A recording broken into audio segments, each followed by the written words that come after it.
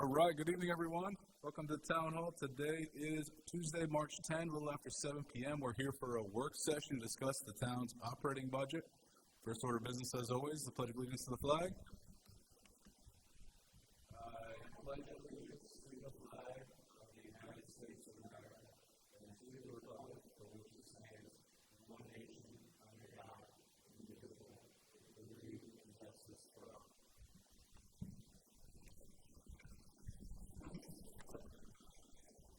All right, next up we have the land acknowledgement statement. The town of South Kingstown pays homage to the indigenous people and land on which the town is now located. But this acknowledgement serves as a reminder of our ongoing efforts to recognize, honor, reconcile, and partner with the Narragansett tribe, whose land and water we benefit from today. All right, we're now going to jump right into tonight's goal here, work session regarding the town's operational budget. I'm going to hand it over to the town manager, Jim Manning. Thank you, Council President. And just before we get into it, Councilwoman Patty Alley is on her way. She's a little delayed, but she'll be here momentarily. Go ahead, Joe. So we're here tonight to once again go over the 26-27 proposed operating budget for the town of South Kingstown. I'll have a few words in my opening remarks, and then we'll get right to the presentation. So first off, this is my fourth budget here. It's hard to believe, but 4 budgets already. And but I really want to sincerely thank our Finance Director, Brian Sylvia, who's sitting to my left, and also his Deputy Director, Rose Bouchard. They spent countless hours of hard work, weekends, nights, you name it, they've done it, to get us to this point. And I'm sure it's a big relief to them we're at this point, but I on behalf of myself and the town, thank you, Brian. I want to thank the directors who are sitting to my right in the crowd for submitting budgets that are not only realistic, but lean. Most of all, I want to thank the taxpayers and residents of this town. We have a 99% collection rate, which is extremely high. And even the remaining 1%, we end up getting much of that back through our collection policy. Last year, we recovered approximately $700,000 in additional funds on that 1% that did not pay in a timely manner. I hope the residents feel and have the confidence that this town, the staff, spends their hard-earned money prudently as if it was our own. The goal of this budget is to provide the highest level of service in the most cost-effective way. You will see in front of you a 75, 76-page document, depending on how you count it, and it looks like a very lengthy document, but really the first 14 pages are the overview of what the budget's all about, and the remaining 60 pages are for you to look at the budgets individually submitted by the directors through my office and make any determinations, questions you might have. They're all here tonight to answer your questions. So let's start the presentation on page 3, Brian. So, as I previously stated, this is the 26-27 budget calendar for the town of South Kingstown. March 26th, and the reason I'm reading all this is because there are people who don't have this in front of them, and they're sitting at home wondering all these dates and times and so forth. So March of 26th, the month we're in now, Sunday, March 1st, I submit as a town manager the proposed 26-27 budget to the town council, which we did. The next date is Tuesday, March 10th, which is work session number 1 with the town manager and department heads. That's tonight. The next work session will be Thursday, March 12th, work session number 2, the health, oh my God, it's just my mind, HSOA, Human Services Outside Agencies, okay. Grant review with the town manager and department heads as needed. Monday the 16th, work session number 3 will be with the school department. That's Monday the 16th. Wednesday the 18th, town council adoption of the preliminary budget deadline, which is, it'll be done on the 18th, but the deadline is March 22nd of 2026. The remaining dates are as follows. This is in April of 26. April 6th, Monday, public hearing number 1 on the 26-27 municipal and school department operating budget. Tuesday, the 7th, public hearing number 2 on the 26-27 municipal and school department operating budget. Tuesday, the 21st, there's a 4 p.m. deadline to submit petitions for revisions to the preliminary budget. You would need 25 signatures. On Monday, the 27th, consideration of petitions and adoption of the final operation budgets during the regular session. May 26th, Tuesday the 12th, May 26th, a 4 p.m. deadline for submissions of final petitions for the referendum, 200 signatures required. On Friday, May 15th, the deadline for petition of signatures to be verified by the Board of Canvassers. In the month of June, Monday, June 8th, Town Council meeting, consideration on the tax resolution. Tuesday, June 9th, the possible budget referendum on the Tuesday following the first Saturday in June. Monday, June 15th, the Town Assessor sets the tax levy and tax rates for the fiscal year 26-27 operating budget. And finally, June 22nd, a Monday, Town Council meeting, consideration on year-end transfers and uncollectible taxes. Go to page 4.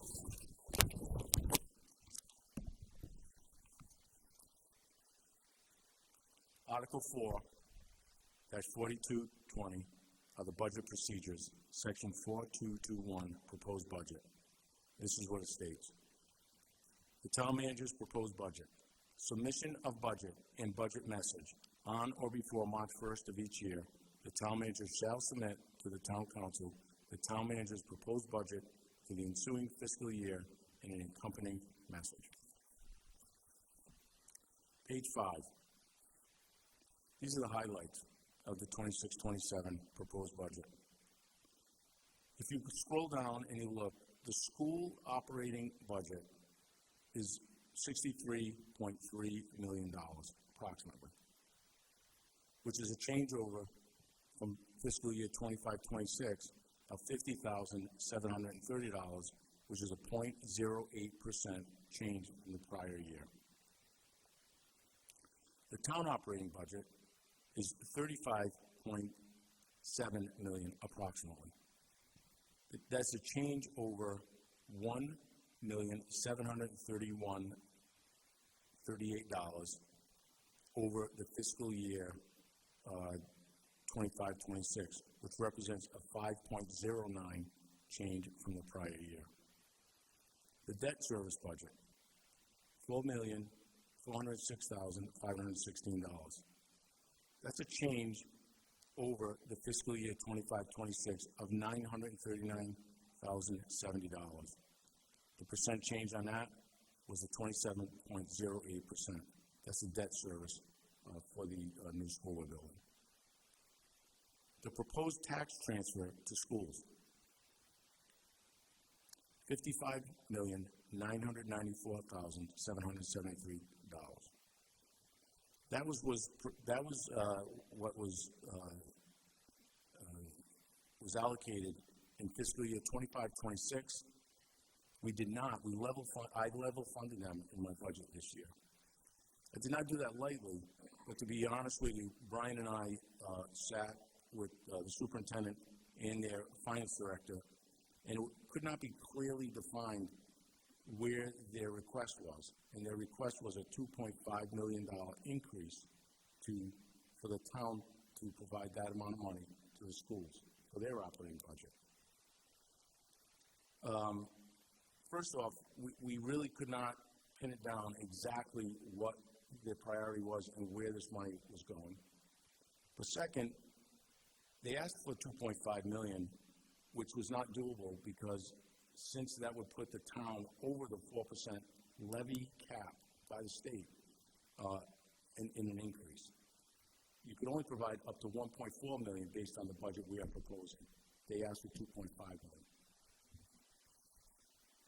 So that's why it was level funded. The proposed property tax levy, if you look through it from the bottom, is $80,886,982. That is a change of $1.706,662, or a 2.16% increase from the prior year. The proposed tax rate, $9.09. That is an increase of 15 cents, or a 1.68% increase from the prior year. The tax base is our estimated net assessed value, if you look at the bottom line. The estimated net assessed value is $8,876,821,594. That's the net assessed value, for those who are watching, is what the total, all the properties in town are valued at that we are taxing, basing our tax base on. The change over from last year, fiscal year 25-26, is $43,998,673. So there was an increase of 0.5% of the net assessed value from the previous year. Page 6, personnel costs. The summary of proposed changes. The International Brotherhood of Police Officers Personnel, Police Department, has a cost of living increase of 3.00%.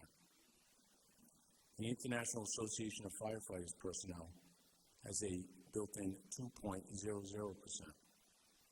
Council 94 personnel, 2.00%. Proposed.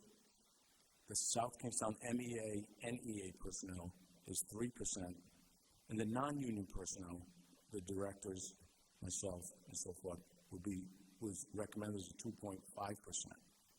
Normally, it's been historical. The way it was done was that part, the non-union, followed the followed the MEA increase. But I reduced that to 2.5% because of the year we're in and the debt service increase. But if you look at Council 94 and the South Kingston MEA, the third and fourth line, those 2% numbers, and also, yes, those two numbers, those employment groups are eligible for skill-based incentive programs, which are job-related trainings and certifications beyond the percentage increases noted here. So those numbers, even though they are, that was lower, Council 94, they are entitled to additional incentives on a skill-based incentive program. What are the proposed position changes, the FTEs that we are requesting? The paramedic position, EMS, we're asking for one additional FTE this year to help us staff our new EMS station in Perryville, which is going to open in April of this year. That's a conservative number. We did not want to put all the Craig Stanley's here, who was the director of EMS. He can go over why we didn't go over that amount and ask for more up front. and you'll see it's 1 FTE. We had a fire inspector that was part-time. We moved him to full-time, which is in the communications department. And Lance Whaley's here to explain that. That was a .55 FTE. I increased that to a full-time position because we could not find any suitable candidates. No one would apply for the job at .55. We tried twice. We did not get any applicants. And there's a tremendous workload for Lance Whaley that's in that unit on alarms and wiring and so forth, power outages. So it was a discretionary thing, but we did upgrade that one.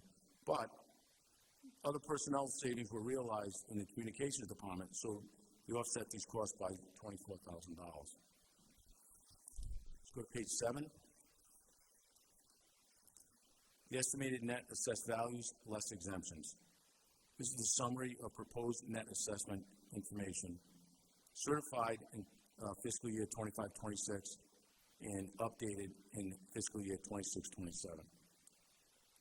So the taxable property list, if you look at the middle of the page, the real property residential assessed values on the adopted tax roll in 25-26 was $8,045,614,399. The proposed tax roll for fiscal year 26-27 is increased by $37,750,033. So the proposed new tax roll would be $8,083,364,432. That's a net change increase of 0.47%. The second line is real property commercial. The adopted tax roll in fiscal year 25-26 was $686,137,830. It was increased. The net change went up by $6,975,000. So the proposed tax roll is $693,113,330. That's a net increase of 1.02% on real commercial property. The tangible property, the adopted tax roll in 25-26 was $101,070,692. It went down by $726,000. So it is now the proposed tax roll is $100,343,832. Once again, it went down. And you can see the numbers on the bottom that all add up to those numbers I just gave you.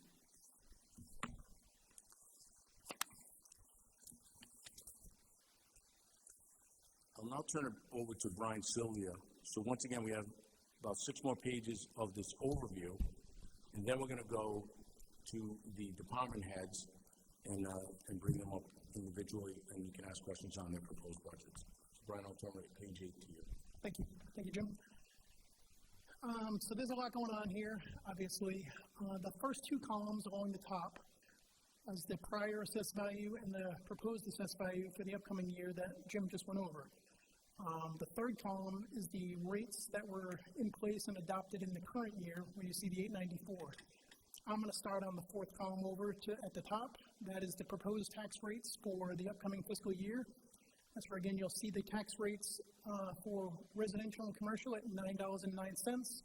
And once again, as a reminder, the state has locked the tangible rate, so we are still at $11.05 for tangible personal property.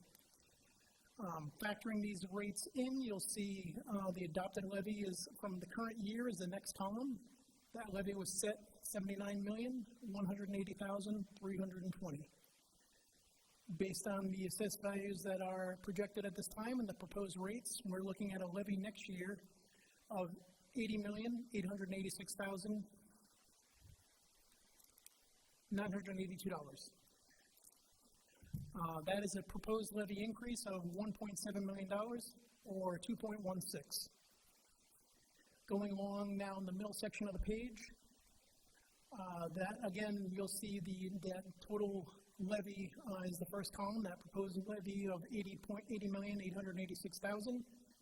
We're assuming additions throughout the year on the roll of $100,000, and we're planning for abatements of $150,000.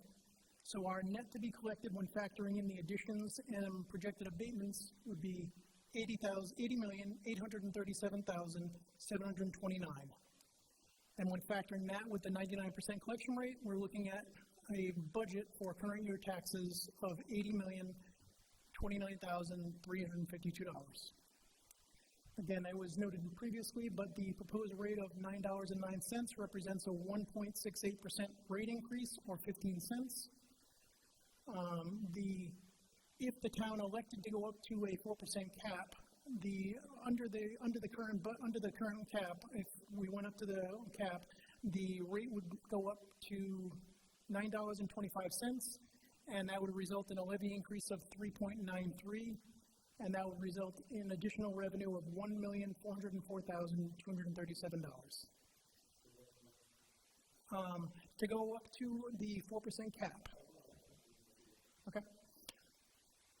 And then finally, the change for 1 cent on the tax rate is $87,765. On the next page, page 9, this is the general fund operating revenues summary.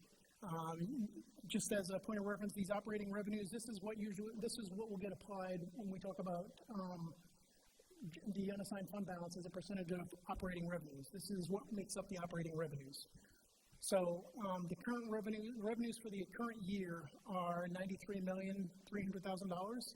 That's the general fund budget. That's the revenues associated with the general fund budget. And then the tax transfers to school, senior center, rec center, and the debt service fund.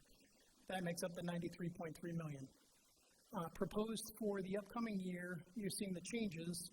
So the general fund is proposed to go up $1.7 million.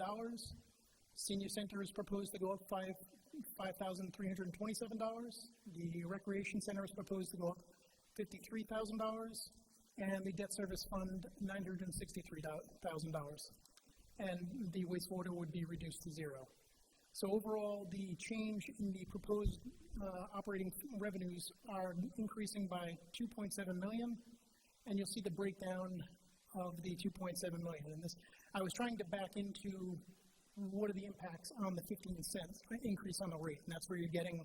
So you're seeing basically 9 cents for the general fund budget and approximately 5 cents on the tax transfer, just moving the funds around. So taking as a percentage basis where the increase in the levy is going.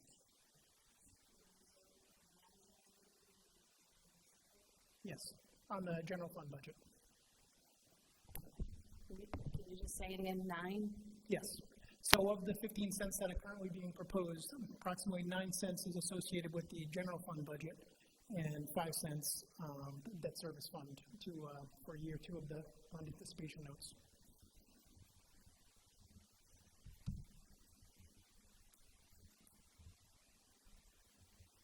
Thank you. And Brian, just to follow up on that, we're looking at this. I'm trying to turn off. We're looking at a summary of the operating revenues. Yes. So when we talk about revenue in terms of debt service fund, is that a transfer from the undesignated fund balance to the debt service fund? This is the transfer that goes from the general fund to, similar to the school fund. You know how the town moves $55 million to the school fund out of the general fund revenues. Similarly, the town out of the general fund revenues moves $2.3 million this year and moving to $3.3 million approximately next year. All right, so even though you say 15 cents of tax increase is made up of 9% general fund revenues and 9 cents general fund revenue and 6 cents debt service revenue, it's really all general fund revenue. Yes. But 6% of which is transferred to the debt service fund. Correct. Okay. 6 cents. Yes. Got it. On page 10, this we get into a breakdown of the levy itself. Did you want to jump in? Okay. So I'm going to start with just to get an understanding of the school number, that 58 million, and where, so that 58 million and that 81,253 at the top, that's kind of the basis of this breakdown. That's how you get to the 72% for the school and the 27.99% for the town. That 58.5 million for the school, that is made up of the 55,994,773 transfer for operations for the school fund. And then the actual debt service for the schools will amount to a $2.5 million transfer. So the total debt for the schools is projected to be $3,522,000. Of that amount, $355,000 is associated with current debt, and 3.1 to approximately 3.2 is going to be year 2 of the bans. Are you reading from something here? No. Okay, because we're not following. Okay. Yeah, I just have notes on what's made up of. There's a lot that goes into these pages, so I don't put everything because it's cumbersome. Well, in short version, the 58 million is made up of the 55.9 million to the tax transfer to the schools, and the balance to get to the 58 million is the amount owed related to the debt service, both current debt and the bans year 2, and that's how you get to the 58 million. 58, 512, 404. Yes. Okay. So, if a layperson was looking at that fee, they would not, it's not an increase in the transfer. Correct. That cell represents a level funded transfer plus the amount for the debt service. That's correct. I just have to say it Yep. really simply No, because and that's what I was. this is you, Yep. and here's the rest of us. No, that's correct. Could you repeat that again? So that cell that says 58, 512, 404, Right? that is the level fund, that represents a level fund transfer of 55.9 and change, and the difference of the debt service, whatever we said, 2.5 or something like Yes. that. So it's not an increase, even though that cell is more than last year, it reflects 11 plus grant. But that other information is not on this page. Is that correct? What I just said? Right. Right. Okay. Before you move on, because we're all trying to Yeah. grasp what you said, can you repeat the number for the debt service for the school? Sure. It So- brings us to the total of 58.5. Yes. So it's the 55, the appropriation to the schools, the 55,994,773. Yep. The total debt service for the schools is projected to be 3,522,631. 52261. That's then going to be reduced by our projected school housing aid we're anticipating to receive of 155,000. And we're also projecting to use debt service fund balance of 850,000. So those combined reduce that amount to 2.5 million or 2,517,631 as the obligations. That 2.5 million plus the local appropriation to the schools is how you get to the 58 million. Get it? Got it.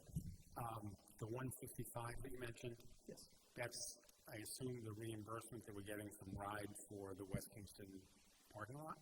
That is just associated with assumed reimbursement from RIDE on existing debt service. Anything beyond that, so actually that's I'm glad you brought that up. I know during the capital budget, there was a lot of talk about anything beyond what we get for housing aid beyond the debt service, potentially going back to, or staying in a school capital account that is controlled by the town. I don't know where the council landed on that. We're not there yet, but that's. Right. But this 155 represents just what we're projecting to get back from RIDE on existing debt service. Anything beyond that, Okay. I may have missed something, but getting money back from them on debt service is something new to me. oh yeah, we get reimbursements from RIDE on existing debt service from the school department. Okay. And that's separate from the reimbursement we're going to get Yes, for the capital improvement projects that are going on. yes. Okay. And Brian, how quick does the reimbursement occur? Like we make payment of debt service and then right away we get reimbursement? That's the following year. Yes. the following year? Yes. So we make debt service of, I believe- you gave this yeah. net number of 2.5 million, which is net of reimbursement. When does the reimbursement actually come to the town? We're getting, so that 155,000 is based on basically the debt service obligations we were paying this year, and then get, Okay. So we get a larger reimbursement next year based on the amount of debt service we pay. well, right now, the debt. Or sorry, service- we'll get more reimbursement 2 years from now for the Yes. debt service we pay next year. Right. Right now, basically, our housing aid has been going down because debt service goes down a little bit each year. So it's been going down, but yes, we'll have a bump in that in a couple of years. Okay, so 2 years from now, the reimbursement should be the highest. Every year thereafter, the reimbursement should be going down a little bit each year thereafter. Yes. Okay. So that's what makes up the percentage, how you get to the town at 27.99 and the school at 7201. I'm sorry? Oh, at the top of the page. So I was getting, again, that 58.5 million, that's the allocation, that's how you get that percentage. So the 58,512 is 72.01% of the total number of that 81,253 number that we need to balance the budget. The next number, so we know we need that total property tax required. That's what we need to balance the budget. First coming out of that is other tax revenue. That is made up of interest on taxes that we receive, prior year tax revenue, and payment in lieu of taxes or pilots. We're projecting that at just over 1.2 million, and you'll see the breakdown on that. And that lowers. Third line.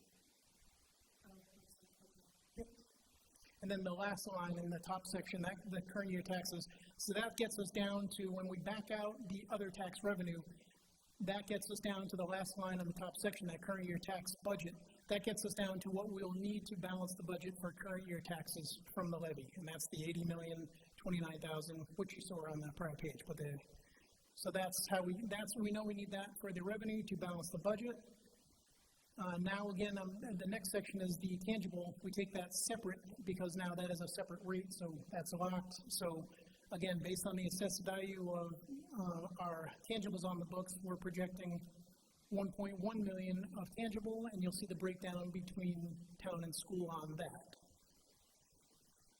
And then finally, under the tangible section, the third section down is the real estate. So this is a combination of commercial and real estate and residential that, on the assessed value, and the breakdown of what we need to collect on the levy, which is the $79.7 million.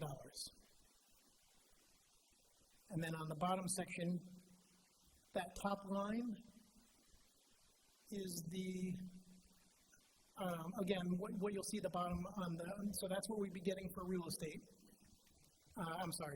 Real estate, commercial, and residential. The next is the tangible.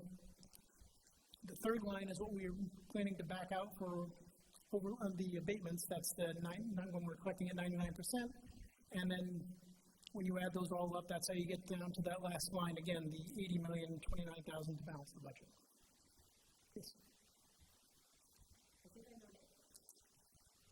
I think I know the answer, but so the abatements, we had been talking about making some adjustments for the elderly income tax abatements. Mm-hmm. That we have not adjusted, so you're just bringing forward what we've always done, correct? That would actually be, Wendy could jump in on this, but that would come off of exemptions. So that would increase the exemptions and would reduce our assessed values. Okay.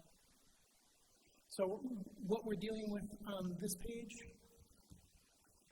this is our net assessed value. So what this represents is our total projected assessed values minus any current exemptions to get to our net assessed values. With any changes to elderly exemptions that are being discussed, that would reduce these numbers a little further. Okay, that's page 7? Yes. All right, we'll go back to it. So that doesn't reflect any council No, intent to make any not at this changes? Okay, thank you. Mm-hmm.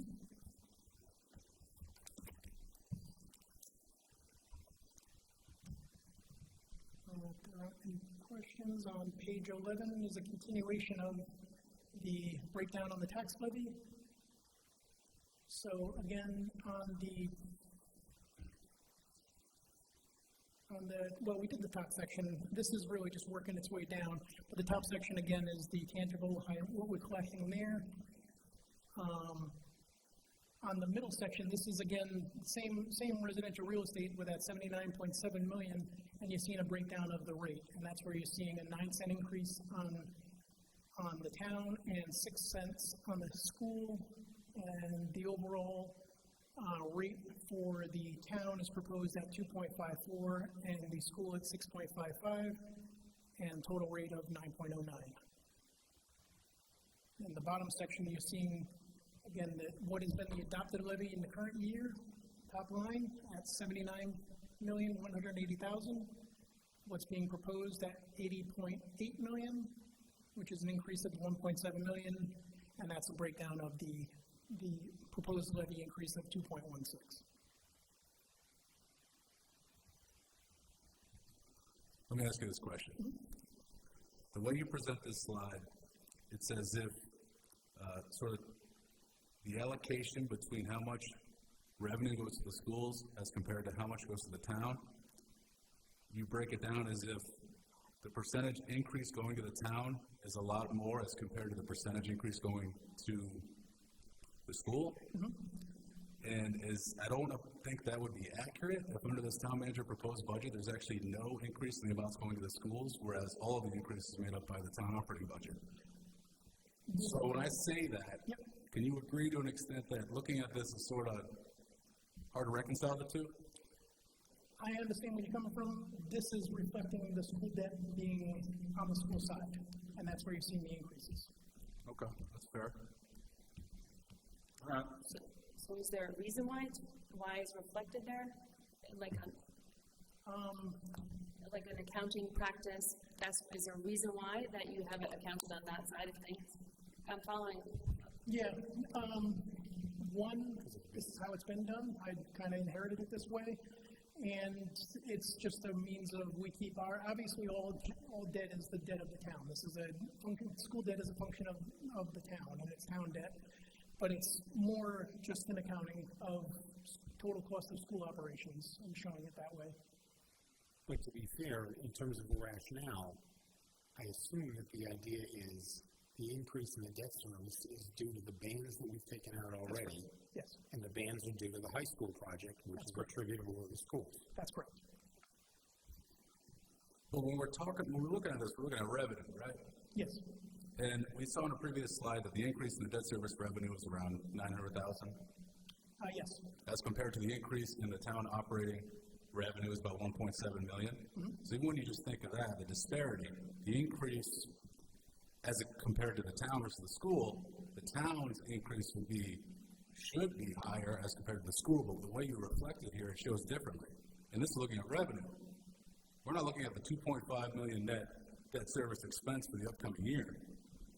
Well, I think that's where you're seeing so second from the bottom in the middle section, estimated tax levy increase percent real estate. You're seeing a 3.78% increase on the town and 0.88 on the school of the 1.68% increase on the rate overall. It is weighted on the town side. All right, so when you look at the 1.7 versus the 900,000, it actually is proportionately, I guess, shown here when you're looking at the increase compared one to the other. All right. Okay. It's shown at the bottom here too. Proposed tax levy increase town versus school. Yep. All right, that's it. Good. Next page is just a summary of the property tax rate allocation. This is again what we just went over, where you'll see the trend. This is, I believe, a 10-year review. So it went from a 24.74 for the town in 2017-18 to 27.99 proposed in 26-27, whereas the schools went from 75.26 in 17-18 to proposed to 72.01.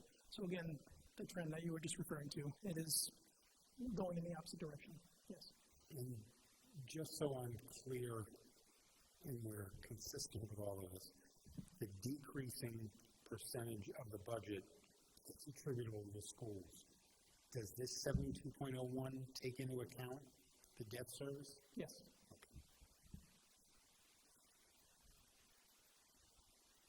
The next page is a review of the current year, year-end projections. So this is fiscal year 25-26 year-end projections. So this is the expenditure side of the budget. We're looking at finishing right now ahead on the expenditure side by $440,000. I will say this is through February. So we had a blizzard in there. I don't know if Public Works is still projecting just under $50,000 ahead. So this was through the end of February, so we'll have to revisit this. But we are currently projecting a surplus on the expenditure side of the budget by about $440,000, most attributable to savings through personnel in various departments. That's the bulk of it on this side. Where you're seeing an overage on the non-departmental, that we've been over, most years, actually, since I've been here, every year, we don't get our actual total bill for the insurance, various insurances, until after the budget's adopted, and we've ended up being over budget. So those are our various insurances, like unemployment and things like that. So we are over budget in that section. And on the revenue side of things, we're projected to finish over by about $1.1 million. So right now we're projecting a surplus overall of just over $1.5 million. That is made up on the general property taxes side. That the bulk of that actually right now, the town manager alluded to this a little bit earlier. We're really far ahead. We've had a good year on prior year taxes. Really good. We've collected more right now than we did all of last year. That was again through the end of February. So we've had a big year there. We're spot on where we should be in terms of current year taxes on our levy. But the ladies in tax collection have done a great job working with the Rossi Law, and we have a lot of payment plans out there that, thankfully, the people that are behind that are on the payment plans are honoring them, and the money is coming in on those prior year taxes. So we've really been ahead on that. On state aid, the drivers there would be the hotel tax and the meal and beverage. Those two have been drivers on why we're ahead on the state aid. And licenses and permits, that's the building department and the building permits. They've been trending in the right direction on the permits side. I'm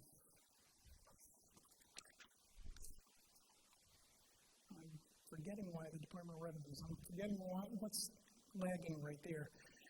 The Department of Revenues fines and charges, I think that's, if I had to guess, I think some of that is municipal court and a few other areas that is lagging. I'd have to fine tune that. I thought I had a note on that. I know municipal court is behind, but I'm not sure what others. And obviously revenue from investments is up. So we've taken in approximately $780,000 through February. So we're in good shape there to finish ahead of the budget which was set at just under $900,000. So again, overall, we're projecting a surplus at year end of just over $1.5 million. This is the all funds summary. So in the current year, the adopted budget for all funds was $111,582,399.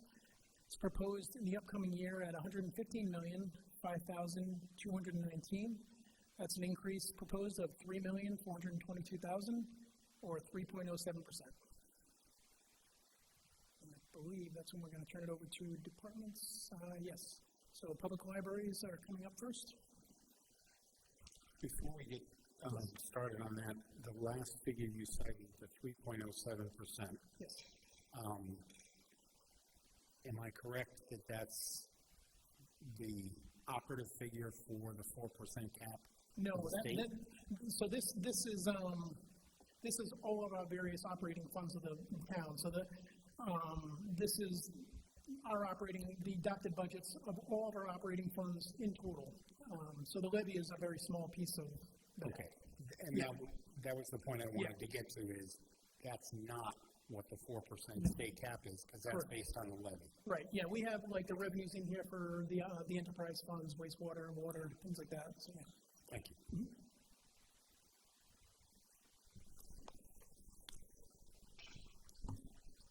Good evening.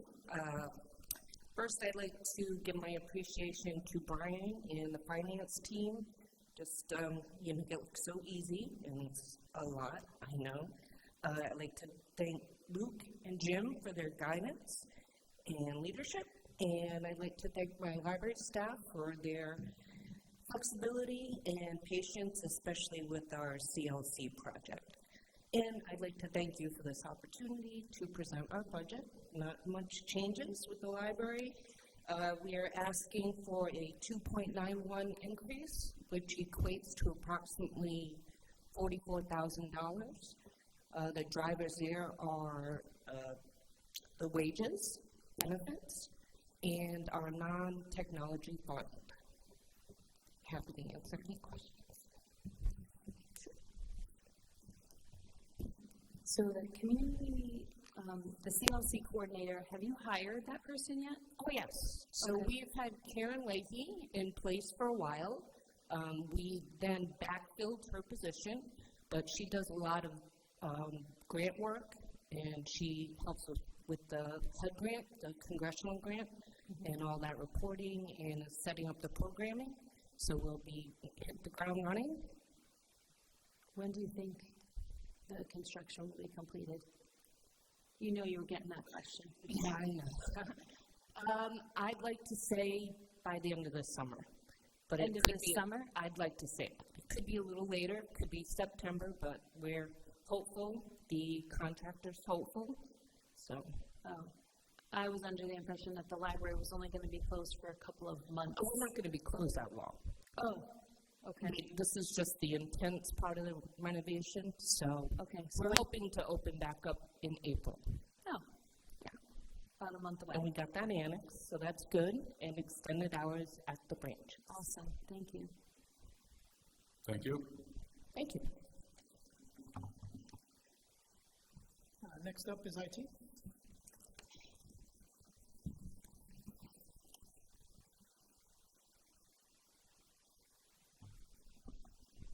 Good evening. Thank you for the opportunity to present the IT budget's 2027 fiscal budget. I also would like to thank the IT team, namely Greg Virginis and Nick Ladd, for their hard work throughout the year and their dedication to the town and making the IT department such a cohesive unit. The IT budget's increase, aside from contractual obligations, is primarily driven by two areas: software applications and hardware expenses, categorized under services here. The hardware expenses primarily are server and network maintenance, and the software includes increases for OpenGov and our cybersecurity platform. OpenGov supports the online permitting, business licenses, public requests for information, rental registrations, and newly adopted planning applications statewide.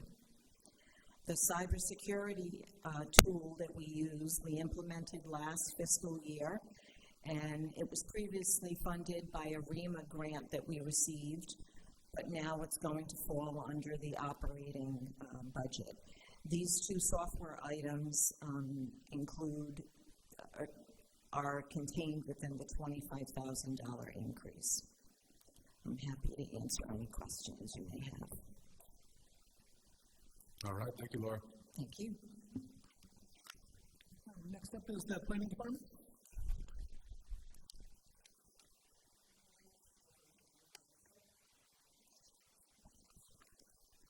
We'll jump ahead on page 20 to building and zoning. All right, Brian, so we'll come back to planning and GIS. Yes.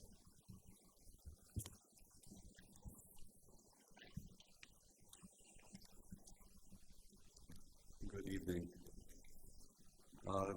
First, I'd like to thank Building Department staff Commend really all staff, especially with the rollout of the rental registration program. Everybody's been instrumental on having a smooth rollout, working together, true professionals. But outside that, we're looking at a 3.36% increase for fiscal year 27, primarily wages, benefits, but I would note that third driver there at the bottom is $7,500 increase for professional services, specifically for board ups, emergency noise, as needed, typically once a year. We have an unsafe structure or abandoned building or damaged by fire where the town will have to contract a vendor to get in there on short notice. Is that like condemning property? Pretty much. A number of situations, but it's, we like to have it there if, that way. Oftentimes there's not an owner available or insurer who would be there to board it up, so we just want to make sure that the town can step in and make it safe if needed. Any questions for Jamie? All right, thank you. Thank you. All right, and I guess we'll back up to planning, page 18.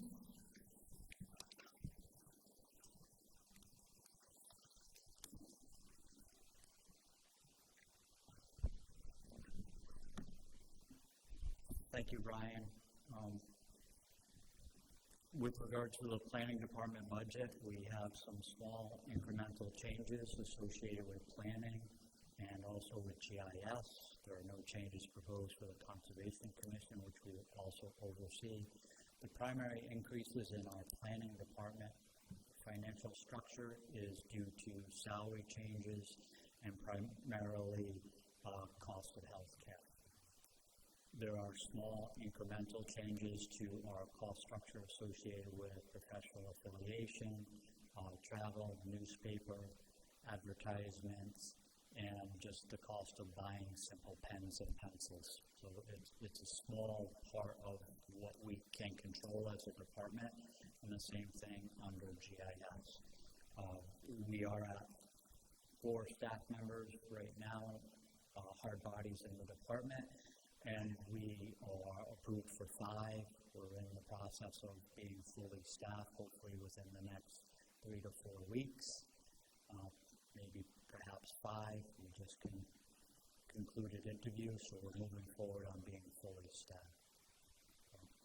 I don't want to oversimplify things tonight, but we don't have any substantial changes to the budget that we have before you. Any questions? All right, thank you, Jimmy. Thank you for your patience on double duty today. Thank you. You got one more, Jamie. Next page. We answered both of them. All right, I believe we discussed both of them. Am I correct? I discussed both. The same thing with GIS. If you look at the substantial increase, it's with personnel costs and primarily associated, you'll see the benefits item of 33%.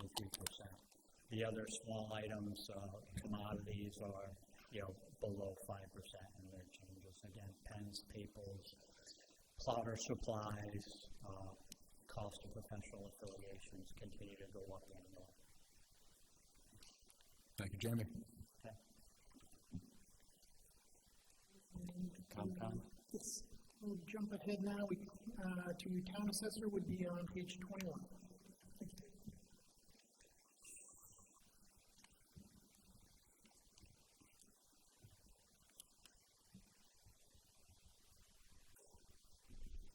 Good evening, Wendy Duart, Town Assessor. We are speaking for the Assessment Department, and we are tasked with providing an orderly and accurate valuation of all real estate and tangible personal property in the town of South Kingstown. Over the course of the last year, we have also been busy reconciling our 2025 statistical evaluation through appeals in cooperation with our Assessment Board of Review. We are a staff of 4 with a total of 14,391 parcels to date. We heavily rely on multiple software applications, including our most recent 3-year contract with EagleView for our year-end flyovers, which help immensely to obtain our year-end listing goals. I also want to thank the council for honoring the tools that we need to get our job done, and I also want to thank my staff for showing up every single day with a smile on their face And I want to thank our assessment board review. It's been a challenging season. Without one of these gears, the wheels do not turn. So teamwork really does make the dream work. Now, in speaking to the driver here, there's an increase you'll see for services at 16.31%. If you look at budget driver, line item number 3, the professional services account is proposed to increase by $14,748 from fiscal year 25-26 to $60,000. There's 3 reasons for that.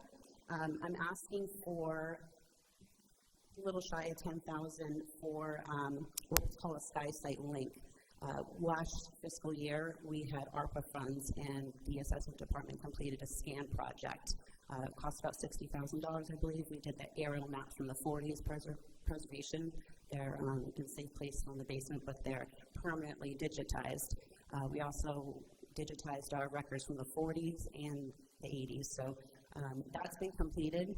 You can come into Town Hall, and those are now digital in the vault at the clerk's office and also in our terminal. The link would be on the public vision portal where anyone can do their research at home. We do get a decent amount of calls from people, California, and we have to do the research for them. It's time consuming, but I think just the way the world is, people want the information, now. And that's one of the items. Eagle View, we do need to renew our 3-year contract, and 3 years ago, when we came here with the contract, it was a 3-inch flyover imagery, and they've now phased that out. There's only a 2-inch or 1-inch option, so they, as a courtesy, did give us a 2-inch, so that was nice of them. So we paid for a 3, we got a 2. So this upcoming season, I'd like to renew the contract at 2-inch imagery at $27,791. However, I'm asking for $42,065. There's a feature that is called Sketch Spec, so they'll take the flyover over what we have on the books, and if it picks up a structure that we might not have on the books. We've never done that. It's a dollar parcel. If we don't do it this year, I'd like to at least do it for the next statistical. It's a big town. We get to where we gotta go, but there's a lot of dark places out there in the woods that we can't get to. So I couldn't tell you if it's worth it or not unless we actually do that. And I think every few years would be a good option. It would be something we would pay for every year. So I'm asking to do that proactively before the statistical, rather than have just another cleanup during a statistical project leading up to the full. And the third item, historically, we've always left $7,000 in that account. We would absolutely need to at least preserve that. That's come in handy already where my deputy was out and we had to hire Vision to do some of the measures, or we're lagging behind and, we've got a projection and now we got to chase it. So we might need help with measures, or if there's some litigation, or we need to sub out a third-party appraisal firm separate from Vision, it comes from that bucket. So that's the ask today. All right, any questions from members? So, just regarding the extra thing, it sounds, so you're talking about, is it something that's going to fly over and look in people's woods to see if they've built extra structures? So it's sort of like a surveillance? It's an overlay. So if we, in our, say I don't have a shed and there's a shed, or there's a single-family home built without a permit. So it could be anything. Right. We lean-to, and we don't care. It's an audit. So will they be charged more if they have extras, like extra outbuildings, or? It gives us in our department an audit of what was picked up that we don't have on the books, and then now we have to decide whether we want to make a site visit or use the drone footage, which we do every day. We couldn't possibly go out with a team of 4, 2 assessment clerks, and really our deputy is the only one doing measures at this time. Prior to COVID, we actually had a 5th person in our department, a part-time person that just did measures. We don't have that, so we really rely on on the flyovers it has a measuring tool. We're not gonna go and waste time driving a half hour to measure a shed. We can do that in the software. So this would in effect increase people's taxes? I don't live in tax world. That's Brian's land. I live in value land, right? So I need to have an accurate tax roll in order to do that. It's just an extra feature to be able to do that. We don't have to do it. It's just something that might not be a bad idea to do. It would add value or assess value to the roll. In theory, it would translate to more assessments, which is why our tax rate went down. Right, but the tax rate, I'm just interested in knowing if this is going to raise taxes on people, because, obviously that's not something that we're Individually, you're saying, so if there's a parcel, they didn't pull a permit, and they've got 30 acres of land, and there's a single family, or an EDU or something they built in the back. right. If it's private, we can't get on it. You're right, we wouldn't know if the structure's there. So it would increase their tax bill if we picked up the structure. Okay. So, first of all, are we trying to follow along with the 577-page budget document, right? So Wendy happens to be on, 219 or 210, something like that. And I'm scrolling through all the assessor pages, and I can't find where she describes, and I think I heard it correctly, Eagle Eye? Eagle View. Eagle View? Eagle Eye, okay, Eagle View, which is what Patty's asking about. Mm-hmm. Where would I, or any person who would want to read more about your summary of that, find that? I don't know if it's in ClearGov necessarily, the verbiage. I'm not sure if I can answer that question. We can put it in there, but I wouldn't know where that is. I don't mean to put you on, because I was looking for, I've been following along with the 577, but when you started to talk about this, I had never heard this 2-inch, 3-inch thing. It doesn't ring any sort of memory bell for me, so I was trying to figure out what that was. There was a memo when I came to council. I could pull that for the next meeting if you'd like.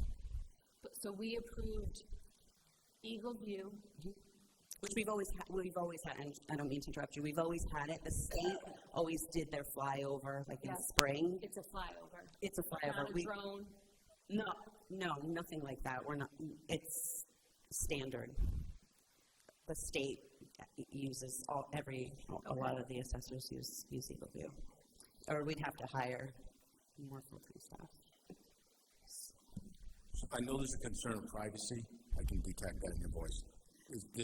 We're not surveilling people. We're not having drones fly over. And this is for an accurate tax roll. In the event someone built a dwelling or a large building somewhere that they did not pull a permit, there's people living in it. We don't know if that's the case, but it is worth the value of the $14,000 because this way we'd have a very accurate tax roll, and we determine, that the properties that we're assessing are where they are. It's a very it's a unique tool that many towns are using now. And similar to Google, they blur out. You can't see any of that on there. It's strictly just for that use. I don't have any problem with the Eagle View. I'm just trying to figure out where the drill down is, So where this, I could even this is a read. proposal she's putting in her goals and objectives. We discussed it. Is So it in this thing that's 577? Sorry to interrupt you. I just can't. I don't know if it is. I'm not looking at it, but. I don't have it in front of me either. I'm looking at the PowerPoint just like page 21, but I can make a note of it and get back to you on when's next meeting, the 12th? So, well, what'd you say? I can answer that question, either sit down and take a peek at ClearGov, or I can provide that to you on the 12th. I don't believe there is any verbiage for that in there. So okay, that's fine. Are you asking for more money because you're asking for an expanded scope of services in the future? Correct, and I still have to come back, and you'd still have to approve it, and you still have the opportunity to say, no, we just want the 2-inch imagery we've always had, so you can do your and we don't want that. I mean, that's up to to the council. There are a lot of, you know, if you just go to eagleview.com, and there's a bunch of info on here, so. And I think they'd be more than happy to provide a demo if you really wanted to go down. They're lovely. I'm not interested in the actual item. I'm just trying to read and see, like, is there a narrative that accompanies that, or is it just a rollover? So it's just It's a rollover and expanded scope. Yes, so I didn't put that in there as a narrative. And that's not typical. There wouldn't be a write-up included in a budget summary related to a request for more monies in the following year. That's just not typical. We're getting more information right now. She's requesting it, and we're asking questions. Right. Like, that's the source by which we learn more about the request for more monies. Right. Where it could go, and I'll roll out a new budget once the council takes action on the preliminary adoption. I'll roll out, then right now what's on the website is the proposed. After the preliminary adoption, I'll roll out an updated version. And within the departments where they have the goals and objectives for the upcoming year, we could certainly add a section, and Wendy could add a blurb in there on that. So that's where we could do something like that if you want. And let me ask you a little bit more about this service here. So you already use it. Can you explain its use now? Is it doing the same function that you're already describing to be done for the subsequent year? Yes. Okay, we're already doing it. Paying for exactly what we've already had. They were nice enough to give us the 2-inch imagery, even though we paid for the 3. They phased that out. Now it's just the 2. The price is $27791. If we want the add-on feature of the sketch inspect, it's called. It's $1 parcel. We could look at it. We don't have to have it, but for the goals and objectives for us, that is an appealing feature. And just so we're all clear, anytime someone makes improvements to their real property, it should increase the assessed value of the property. And you become aware of it via, if it's, for example, an ADU, they likely get a CO and a building permit issued by the builder, then you become aware of it.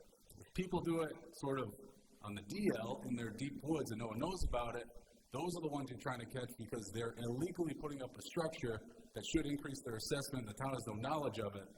Those are the ones that I guess may occur out there that this technology would be useful to find out. You said it much more in depth than I did. Correct. Let me ask you this. There's certain things people just as of right can build. They can build a shed, provide the setbacks are met under the building codes. They don't need a permit from the town. But that would be something that would likely increase the assessment of the property? Yes. And how do you become aware of that? All different ways. It's called discovery, and there's all different ways to discover. We try to capture it when we have a recorded deed and there's a sale. We'll try to cross-reference with whatever tools they have access to, whether it be MLS or Realtor, Zillow photos, and then we'll notice, oh, they have a finished basement, it's on the market, and we don't have it. We'll alert the building department, and that's how there's all different ways of discovery. It's just another tool in the tool belt for discovery because Zillow may update its photographs annually? when it's on the market, usually. When it's on the market, yeah. It's usually when we'll or if something else happens, building went out for something else, and there's all different ways. We even get photos of people just taking photos of finished basements and sending them in cryptically. We don't know where they came from.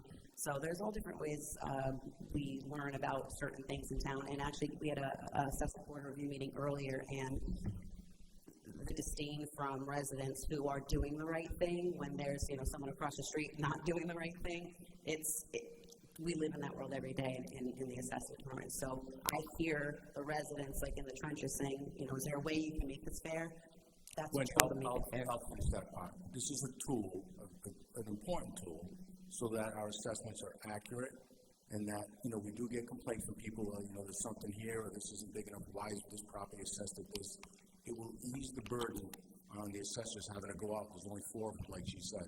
It's in my opinion, it's not a surveillance thing. We're not trying to do an aha moment. Hey, we got you. It's just it's a tool that's being used now that is very accurate, and we can have a very accurate tax roll. That's really all it is. I don't know if we're going to find anything. I'm just saying it's easy to determine if what people said they built, they built. It seems to me there's also a public safety aspect to this tool, and I assume if you look at a 5-acre parcel and suddenly there's 2 houses on it and there was no permit, you're going to send an email to Jamie Gorman. who is gonna go and Yes. check and see Yes. if, you know. And to clarify, the sheds is really not what it comes down to. Some sheds, if they're small, Jamie is the expert on that, like a 6x8 or a 4x4 or whatever size, you don't need a permit, but there's a certain square footage, I think it's 12x16 and whatever, but that's when you would trigger a permit, a building permit. So, it's just, this is something that other towns use, it's worked well, I think it'd be a great addition. It's not that much money in the scheme of things, what we're looking for. I agree, it's not a lot of money in the scheme of things, it just becomes, is it an annual thing, is it every year it's an add-on, or?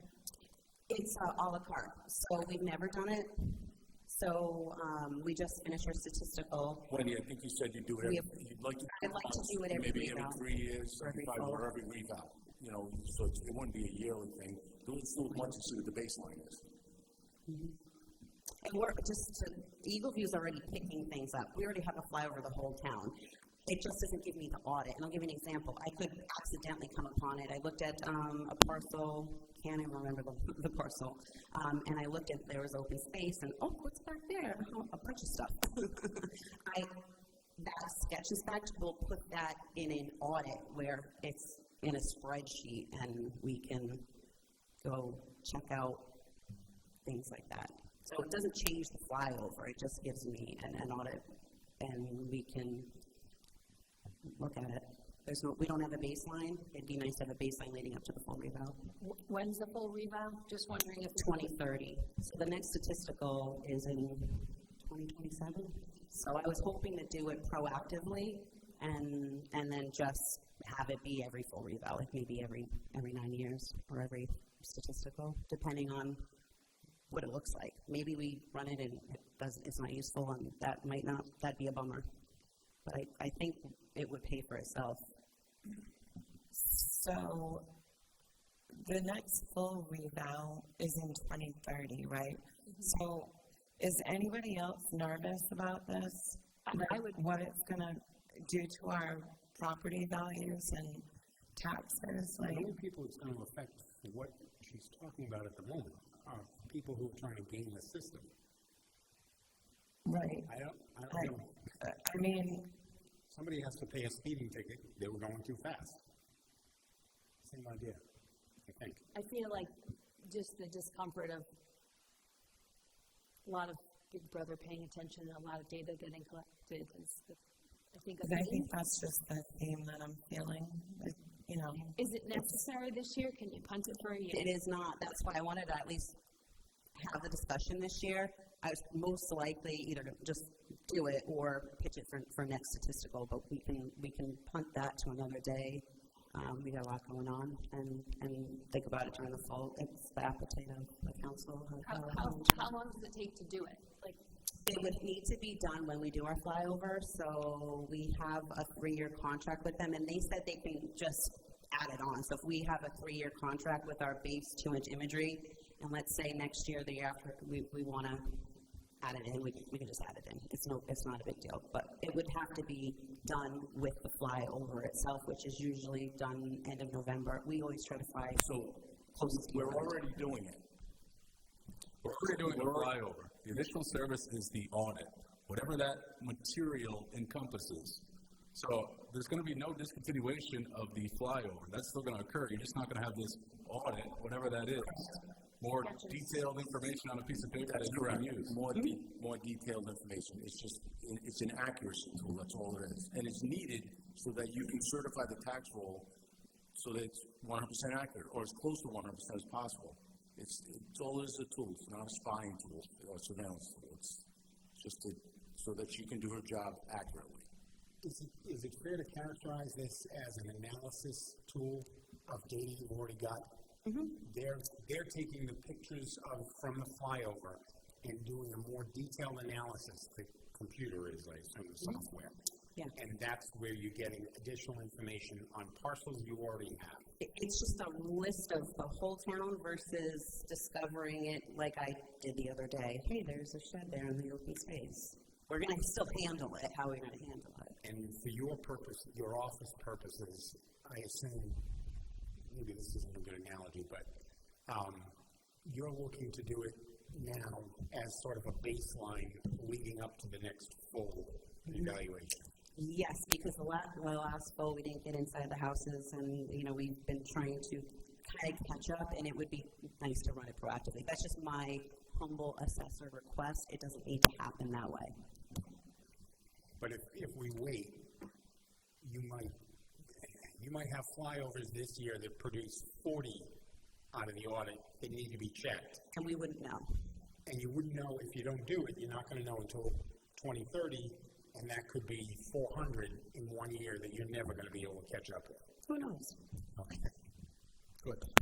Yeah, I don't see a problem with this, and I'll be supporting it.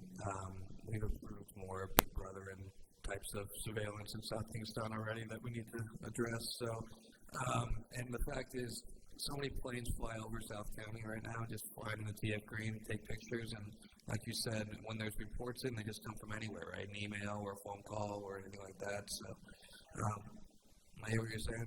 I'm fine with this.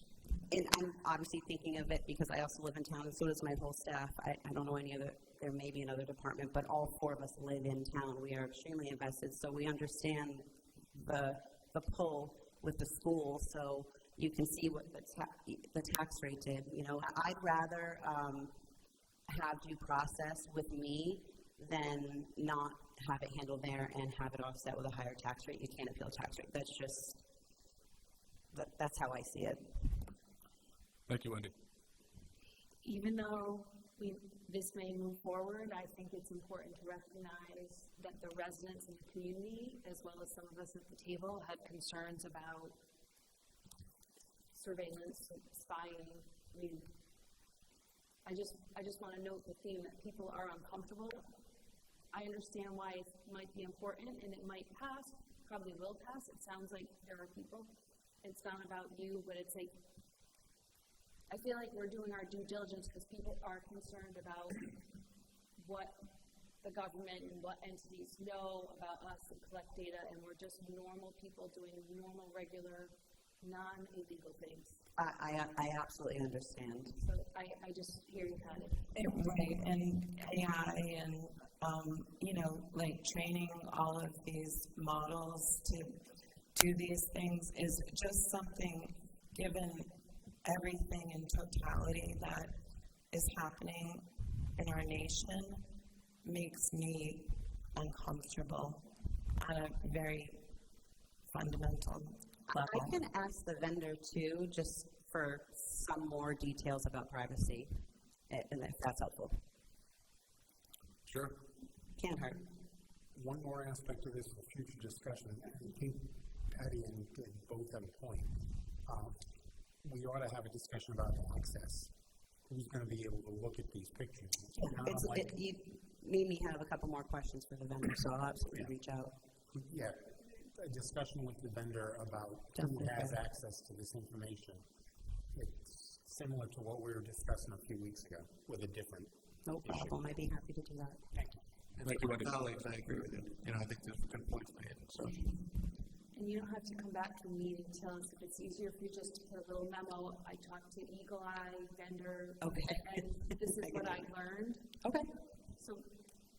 Oh, Wendy, I prefer your presence. I'm trying to help you. I'm trying to help you because you stood here a long time for 10,000. It's all good. Thank you. Thank you. Thank you. Next up on page 22 is EMS, Emergency Medical Services.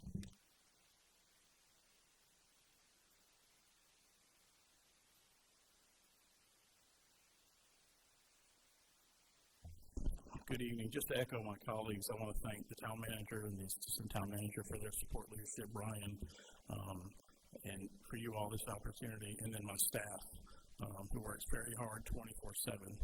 They do an amazing job. We have the budget here. This is my 9th budget cycle, and in my 9 years, I've kept the budget pretty tight.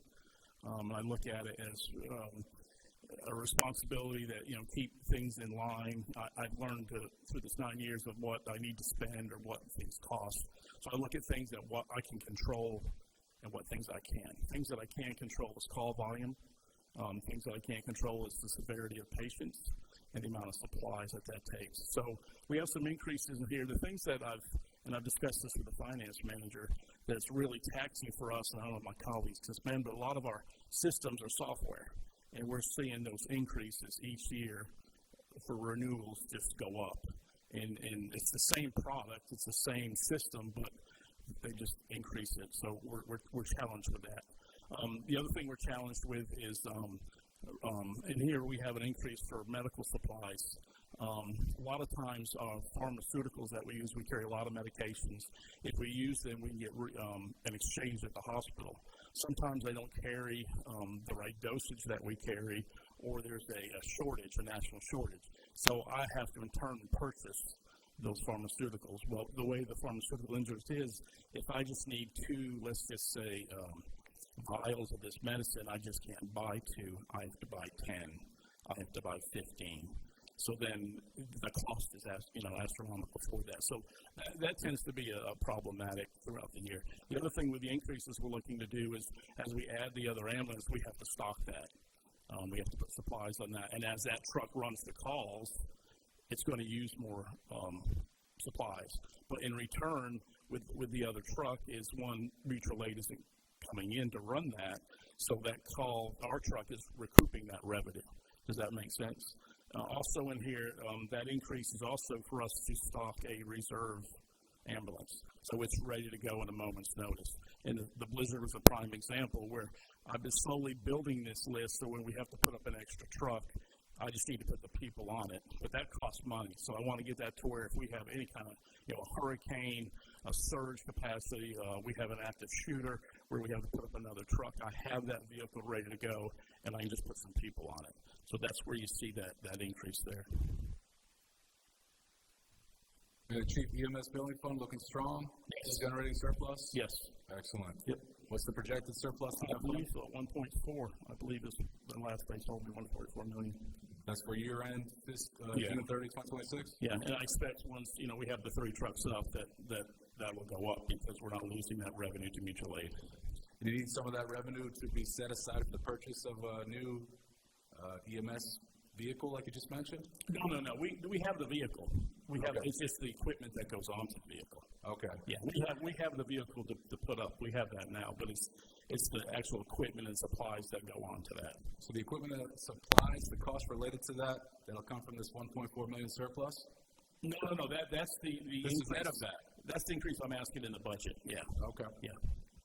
So when you say sort of setting cash aside to increase a reserve to be able to buy this cost for equipment to put on the new vehicle, that money's going to come from? No, that doesn't come from the EMS billing. That comes within my budget, within my operating budget. Okay. Yeah. General revenue Correct. fund. I'm sorry, what? General revenue fund? Yes. Got it. Chief, with the community, the paramedic program, I know that this is not the income side of it, but do you foresee that impacting your operation in a positive way? Yeah, the biggest thing, it will take care of personnel costs.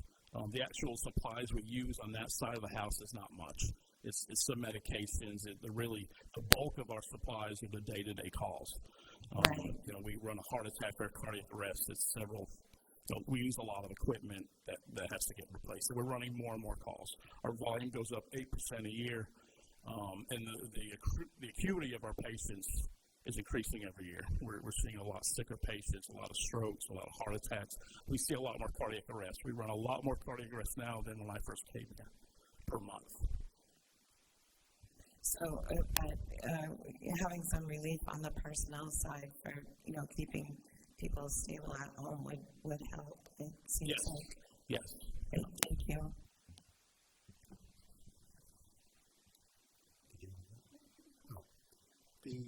The bill that you and Jim went to testify on, when would that become effective if it passes?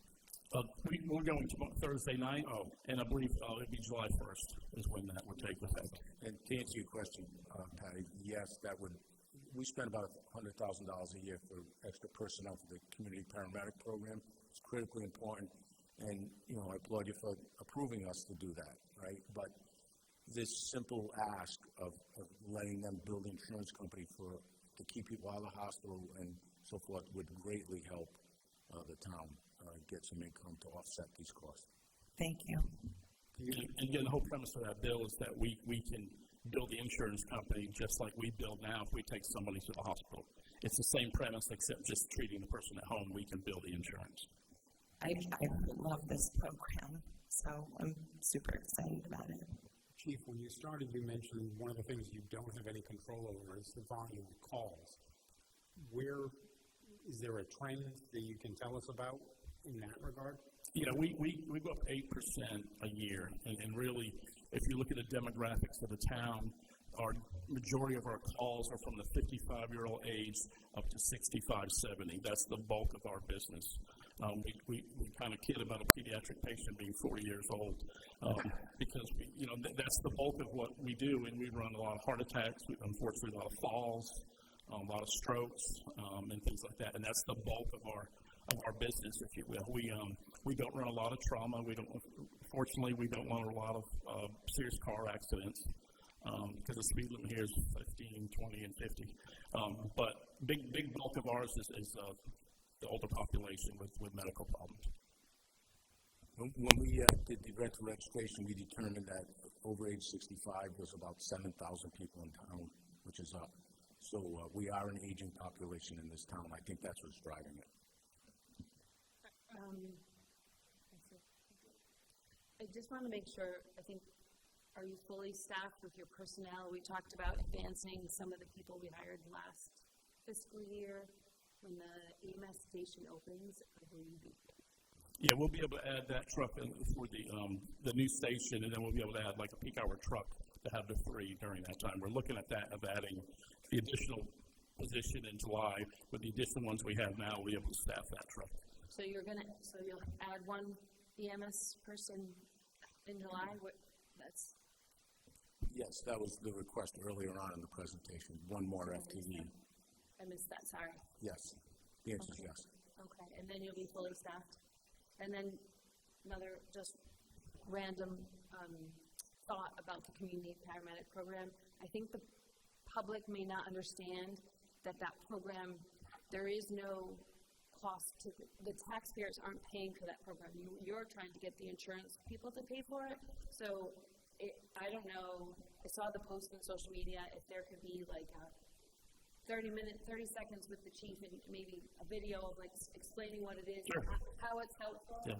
Because I think I don't typically reply, but I did reply like that it's a great program and it benefits fragile residents, and then the resident was like, well, where's the link to the meeting? And then that's what made me think we need the chief or we need Frank Capaldi to speak and explain what it is, because it doesn't.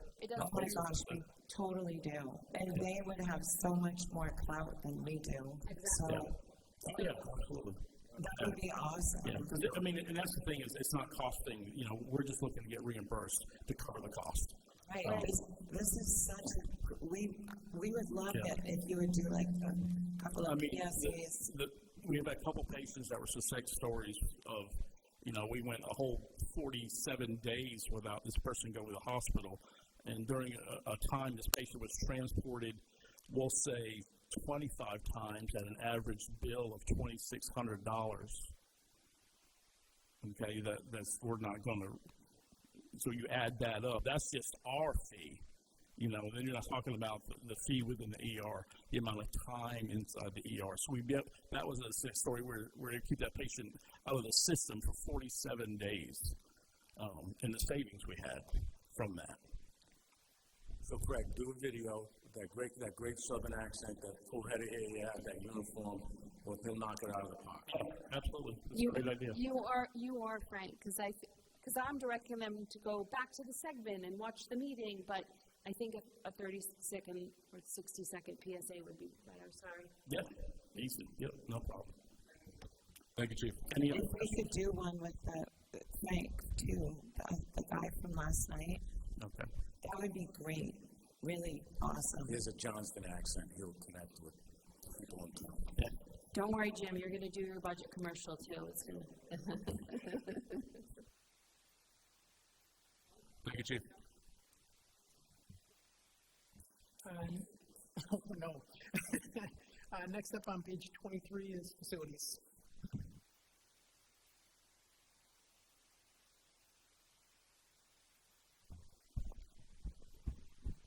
First of all, I want to thank the town manager and the deputy town manager, Luke, for their support of our department.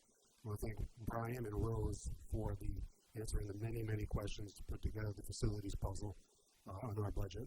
There were a lot of moving pieces there. And with that being said, we have asking for a 5.86% increase. Of that is $33,466 for staff contractual increases. And this is for a staff which I'm going to say is probably the best in town, and we appreciate them. We thank them very much. I'll probably get some pushback from my colleagues in the back, but yeah, I think that they are the best, and they make work easy, and it's fun. I like coming to work. So that's one of the drivers. Another driver is the professional services account, proposed to increase by $38,950, and that is for property maintenance. We're going to take over the grass mowing of all the town buildings from the Parks Department.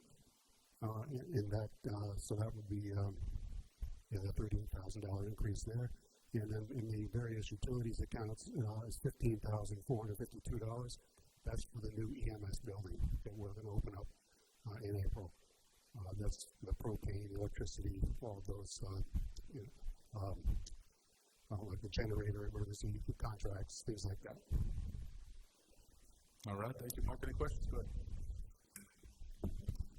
I think, I'm not sure if you misspoke, but so I'm fine you're taking over the mowing of the town properties from Parks and Rec. I heard that part. But the professional service account only increases by like $1,100 when you said $40,000. So My budget right now is $1,100. It's going to increase by $38,000 to $40,000. Yes. I read from 38 to it's 11. My bad. Yes. Okay. I misheard you. Thank you. Welcome. All right, thank you, Mark. You're welcome. And next up on page 24 is the Communications Department.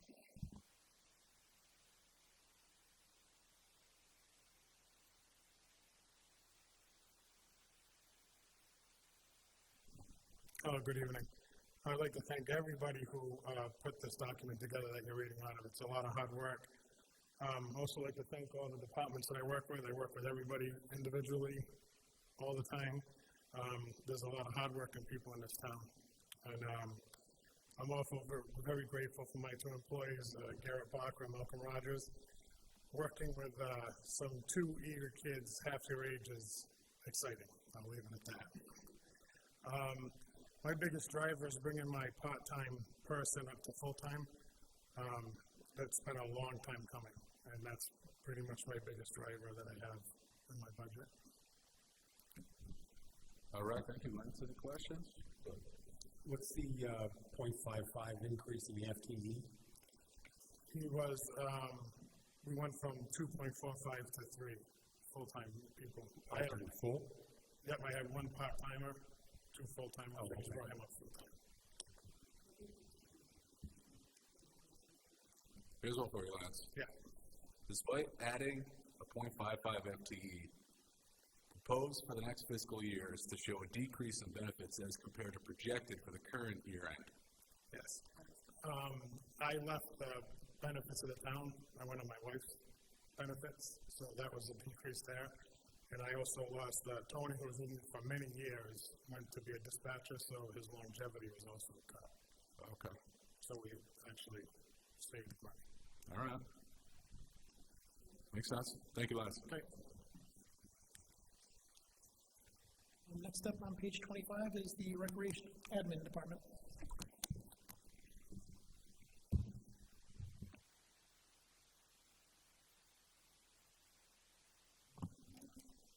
Good evening.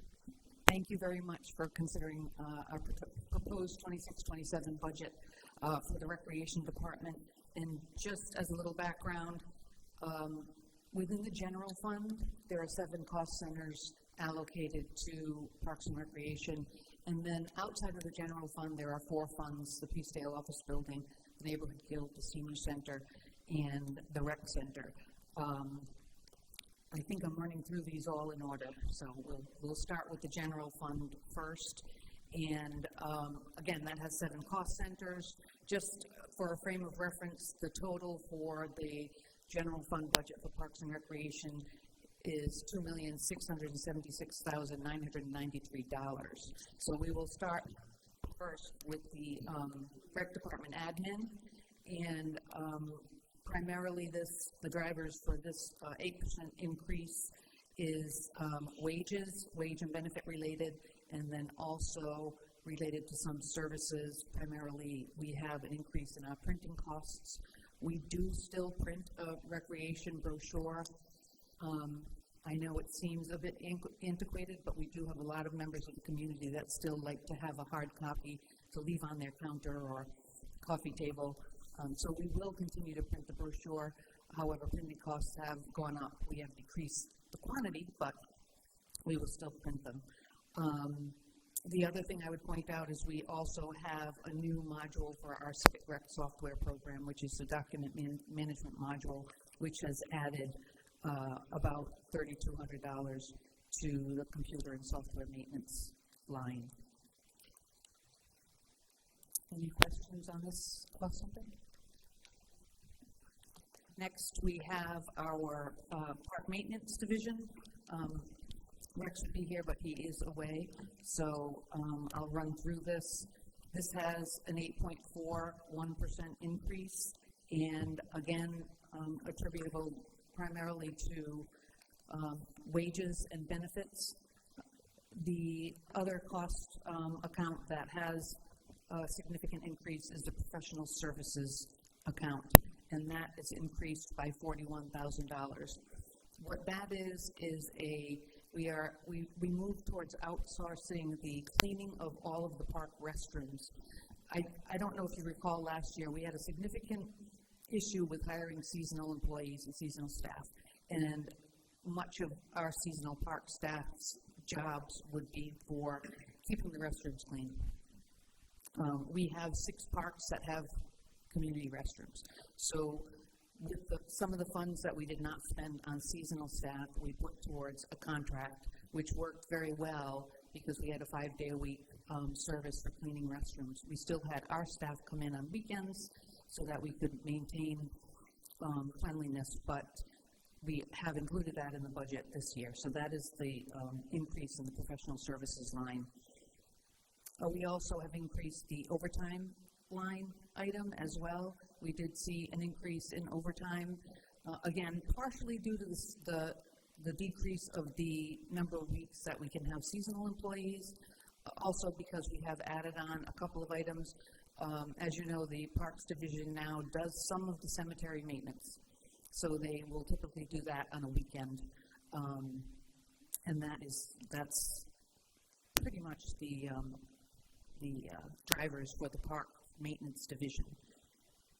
Hey, question for you on this, Terry. We know Rex Eberly is retiring. FTEs look to stay the same. Have you already found his replacement?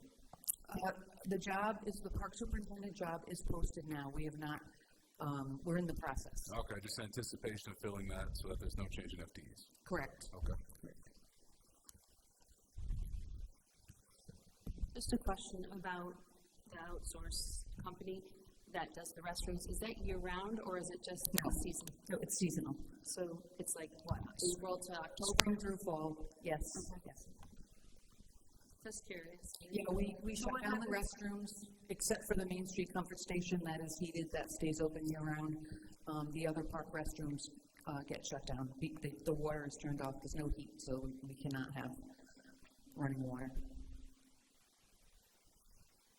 Any other questions for the parks?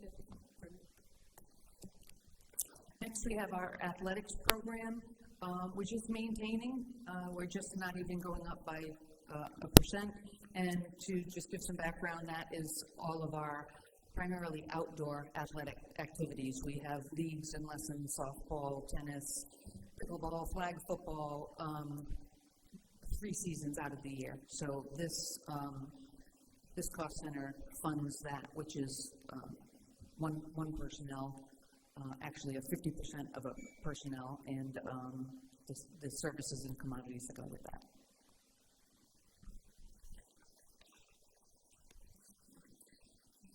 Next, we have our aquatics program. This is the town beach operation, and this is up about 7.5%. The beach is a wonderful program.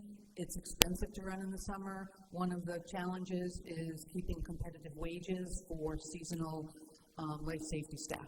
So we have, you'll see that our wages and benefits are both up in the 10% area. Primarily, it's due to being competitive for lifeguards. Have also, let's see, we go up mostly every year in our supplies.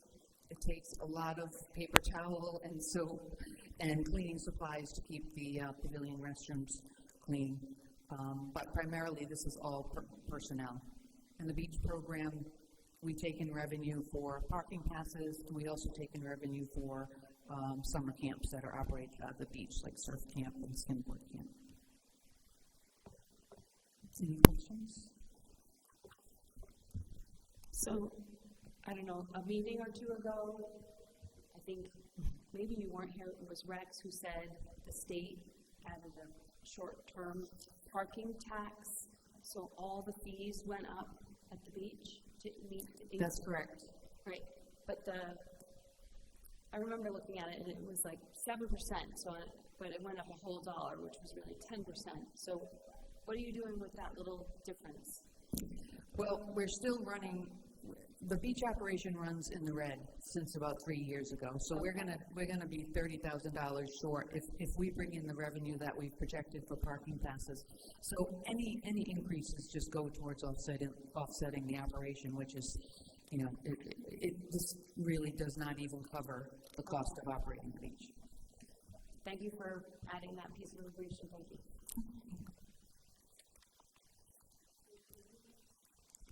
You weren't here, right? It was just Rex. Rex was here. I was not here for the authorization of the beach policy and fee schedule. Thank you. Terry, you were somewhere nice and warm, am I correct?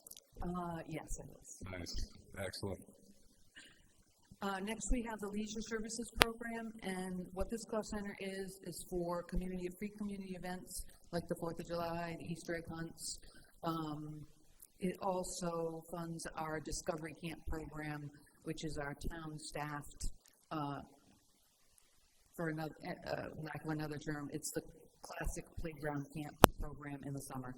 And this is up by 20%, and that's primarily due to, we've also increased hourly wages for camp counselors. Again, it's getting tougher and tougher to kind of make sure we have enough qualified staff to accommodate the program.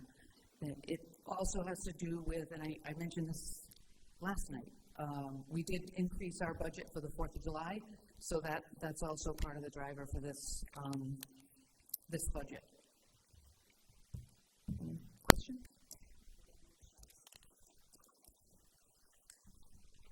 Next, we have the Creative Activities Program. That's the Stepping Stone Preschool Program. Overall, that's actually down a bit, almost 6%. We have a medical benefit that was removed. It's no longer needed for medical insurance for this program, so that did decrease the benefits. You'll notice that. And otherwise, the program is just about self-sustaining in that we charge weekly tuition for the participants of the program, but it's 3- and 4-year-olds preschool program, and we will continue it in 26-27. Questions? Next, we have the Natural Resource Officer cost center, and this is our Harbor Master and Natural Resource Officer. This program, you'll notice, has increased by 26.3%. Some of the drivers here, Brian has this laid out pretty well, but some of the drivers are, one, we've consolidated this position to two departments rather than 4. Previously, it was funded through the Planning Department, Parks and Recreation, Public Services, and the Natural Resource Officer Division, or the Police Department. Now it's just split between police and Parks and Recreation, so it's 50-50. It's more of a simpler administration of the program itself. Wages and benefits have gone up by the necessary amounts based on the increases. A miscellaneous expense account is increasing by $6,000, excuse me, by $500. And honestly, I cannot recall what that is for, but Mike could probably tell me if he's still here. Oh, hi. So Terry, this slide, are we looking at 100% or 50% allocated to Parks and Rec Department? This is 50%. Okay, so then- 116,219. So when we get to the police department, they'll also show a slide that mirrors this? They'll show a slide, at least for the pay and benefits, that mirror this. I don't think they have any other expenditures for supplies or services. Yeah, what's listed on number 4 here, that's listed on all 4 departments. So planning, the harbor patrol, public services, admin, and NRO. Yes. So wait, just to be clear, only the costs related to wages and benefits are split 50-50 between Parks and Rec and Police Department, but as it relates to all other costs, commodities, capital outlay, whatever else is up there, 100% is allocated to Parks and Rec? Yes, just the wages and benefits associated with the position. Previously, we were allocated between the 4 divisions and is now proposed to be allocated between the 2. Just wages and benefits, yes. Got it. So the increase in commodities, is that what we were talking about for services? That went up from 4,400 to 12,500 under commodities for 150% increase. Yes, and Mike can certainly shed some light on that if you'd like to know exactly what that's for. Yeah, Mike, what are we looking at I don't have here? it at my fingertips. Sure, happy to fill in the blanks. So the commodities, the big increases, proposing basically it's a portable tent garage for the new boat that's coming in for, like when we have winter storage where we have ice, where we would dock it and it's being hauled, rather than paying to shrink wrap it and have to unwrap it, get it prepped, it'll be stored out of the weather. Service on the boat can be conducted in there. It's literally, you see like kind of those big temporary portable tank garages. Otherwise, we're paying, probably approaching $1,000 every year to shrink wrap it, to rip it off the shrink wrap and recycle it. So it just seemed like a more cost-effective and a more user-friendly option. It gives us more opportunities.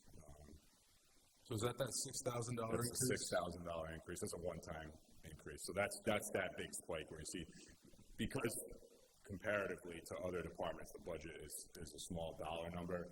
Any large increase at one time in one line spikes the percentage pretty drastically. So it reflects, it looks like it's a big jump, which it is a big jump. 150% is a big jump, but like I said, comparative to other departments' budgets, it's a smaller budget. So what is the life expectancy of the tent cover?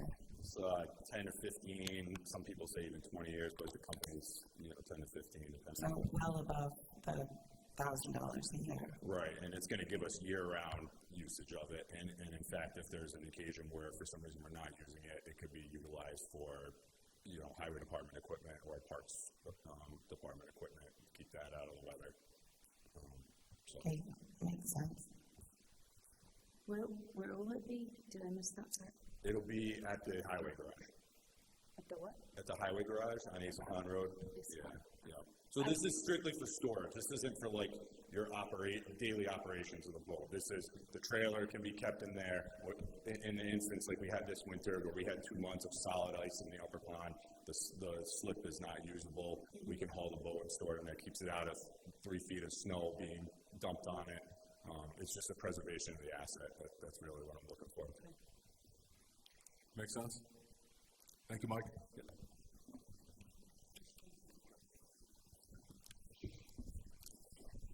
That wraps up the general fund side of the Parks and Recreation budget.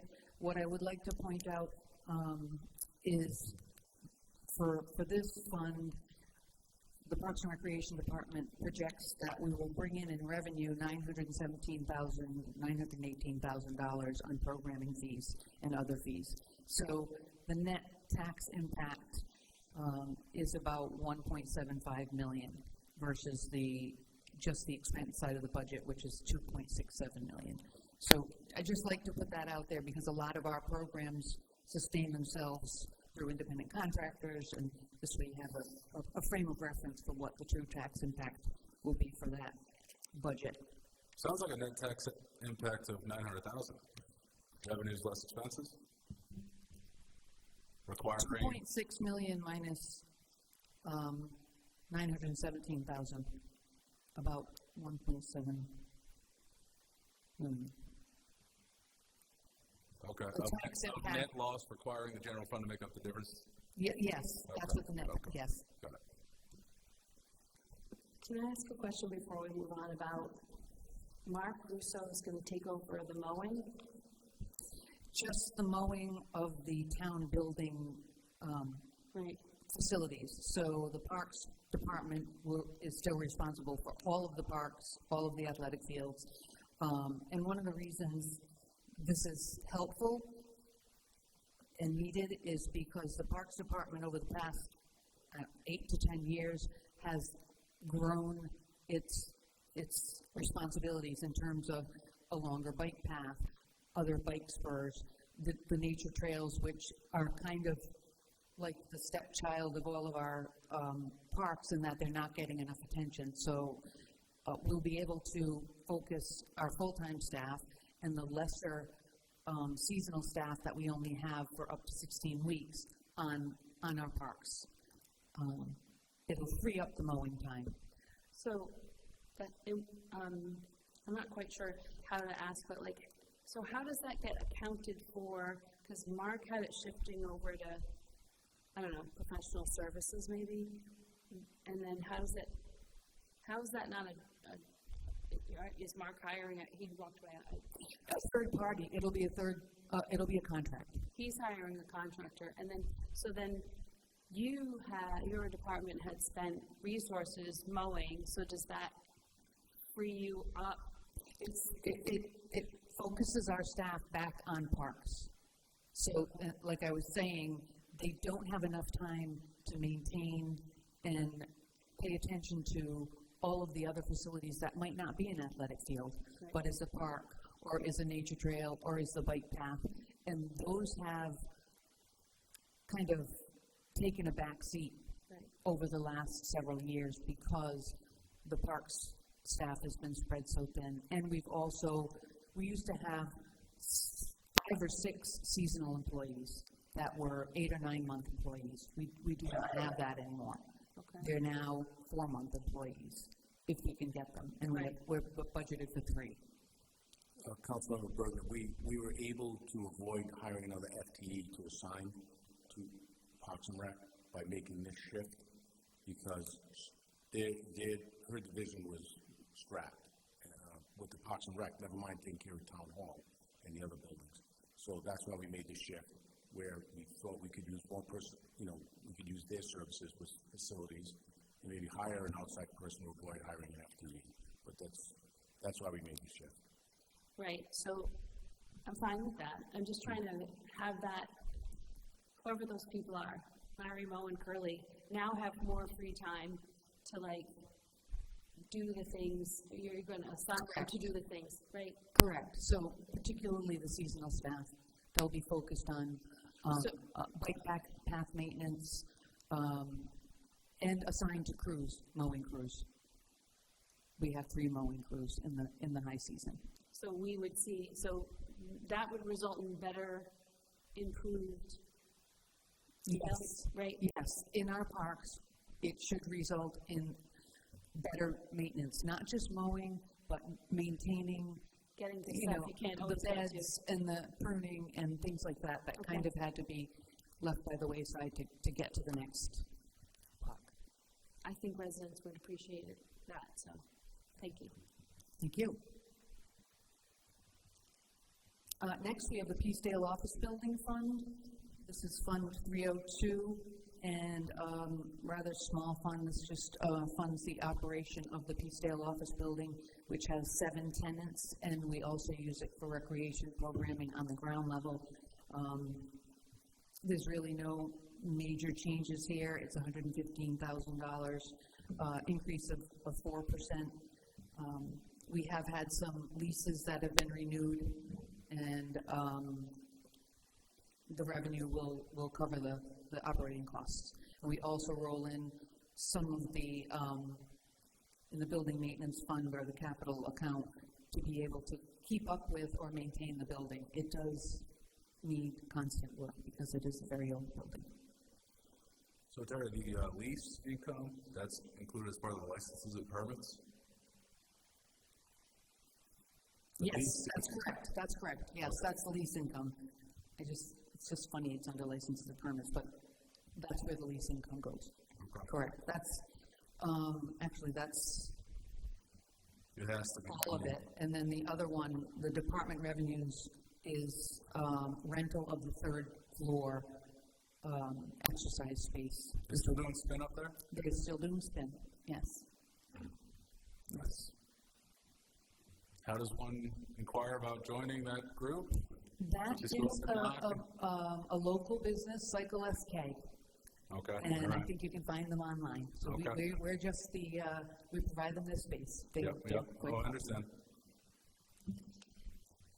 Now, you do have revenue from investments. What does that relate to? You got amounts that are set aside from the Peacedale office building fund, I guess, so to speak, that are creating income? Correct. That's, Brian can, if you want to elaborate, Brian, but that's pretty much it. There's some funds that are invested. It's essentially, yes, the retained earnings of this fund, the interest that it earns is reflected here. So this one generates a net surplus, hence how there is extra cash set aside, allowed, like, able to be invested to generate income. Yes, so there's a fund balance for the Peacedale office building that is strictly for the Peacedale office building for basically capital and improvements. Facilities is there all the time, trying to improve, but we definitely utilize that, and I forget what the next big project is, Mark, if you were here, I could tell you, but that building's always in need of maintenance. Okay. So, this is just a comment, I'm not sure, because you clicked in my head, it's a historic building and right across the street from the library.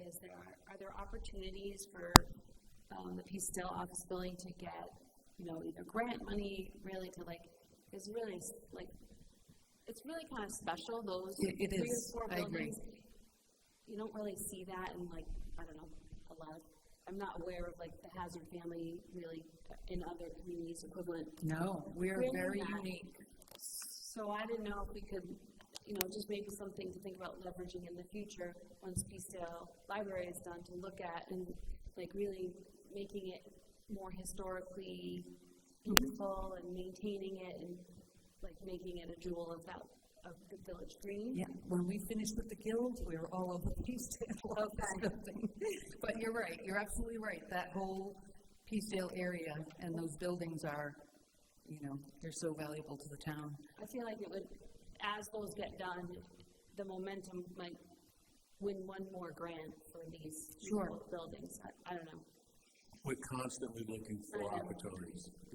We don't leave a stone unturned, and we've been very fortunate up to this point. But if we see a need for it and we're able to get it, then we will certainly put in. It's not a judgment. It's just a call out. It's so. When Rory said something about the cycling, I've been up on that 3rd floor for Rachel Cloud's a long time ago. One of the reasons we got such a good amount of money for the Peacedale Library is because of its historic architecture. Yeah. And on an aside, is there, where is the history of the Guild and the Hazard family all sort of, is it organized in any way so that if someone were to come to town to understand, this was where the people live, this is where we have an archive files at the Guild with tons of information on the Neighborhood Guild. I believe the library system also has a more complete archive in terms of the history. There's a walking tour of Peacedale that has all the buildings identified and a bit of the history. So to answer your question, it's not necessarily all in one place, but I'm pretty certain, and I'll check with Laurel, that the library probably has a pretty good handle on the history of the guild and the library and all of the historic hazard buildings. We're very, sometimes I realize how lucky we are to live here. Very fortunate. Yeah. Any other questions on Peacedale Office Building? Okay, next we have the Senior Services Fund, and the high-level view is the total budget will increase by 4 3/4%, $741,000, $478. Again, wages and benefits are drivers here. We also have the Senior Center department itself going up by 23,000, and when I say Senior Center, that's a division, so there's nutrition, transportation, Senior Center, and Adult Day. Adult Day is operated by third-party St. Elizabeth, so it's really, we do not administer that program, we simply provide the space, but overall, what's important here is if you flip to the next page of the revenue summary, it's looking at what the total operating transfers in will be, and that is that are the tax dollars that the council would have to authorize, and it's $523,221, or a 1% increase for 26-27 for the Senior Center operation. Any questions on? Why do you think that the usage fees will go down so much? Like they've been in the 80s. Okay, so that is the usage fees is actually the contribution that we are requesting from the town of Narragansett as they contribute to our program, and it's going down because it's directly attributable to their number of service units we provide their citizens, bearing in mind that they have a community center now with a nutrition program and multiple activities that overlap what we do. So, and just a question, you said there are 4 things and there were 3: nutrition, transportation, something, and Adult Day. What was the other? Senior Center programs.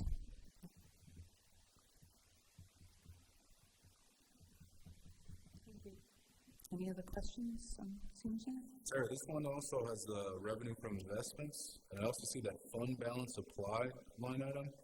Is that fund balance applied, the money's there in that line item? Is that coming from that account that's invested in generating income? Yes, that's the fund balance, and that is for our capital projects. Okay. So when we went through the capital program, it was noted that the funds for the Senior Center capital projects would come from the fund balance of the Senior Center. That's why you'd rely on the operating transfers in as opposed to the fund balance, because you would really deplete that and have the resource for capital improvements. Yes. Okay.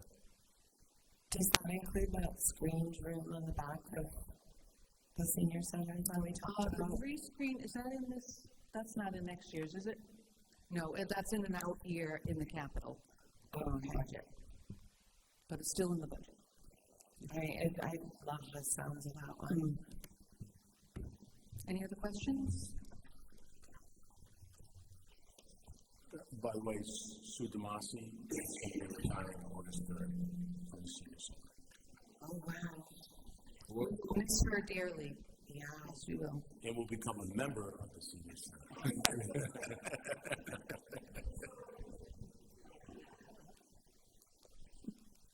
Well, Sue, this is our first hearing of that, so congratulations. It's excellent. I'm sure you look forward to it. We're going to miss you at these meetings. And I knew Sue. Still come if you want. I knew Sue even before I got involved in town-related things. I grew up with her son, Jonathan, so we go back somewhat far.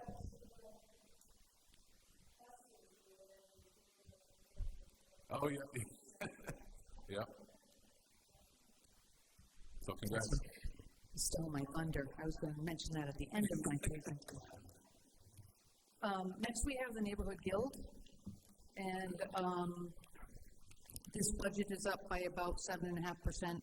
Hold on, I'm on the wrong page, sorry. The drivers are wages and benefits. Professional services is up also in the Guild, and again, that has to do with our software program. We are using the Civic Rec program, and we split a lot of these administrative costs between the Guild admin fund and the general fund, rec admin fund. So they mirror each other.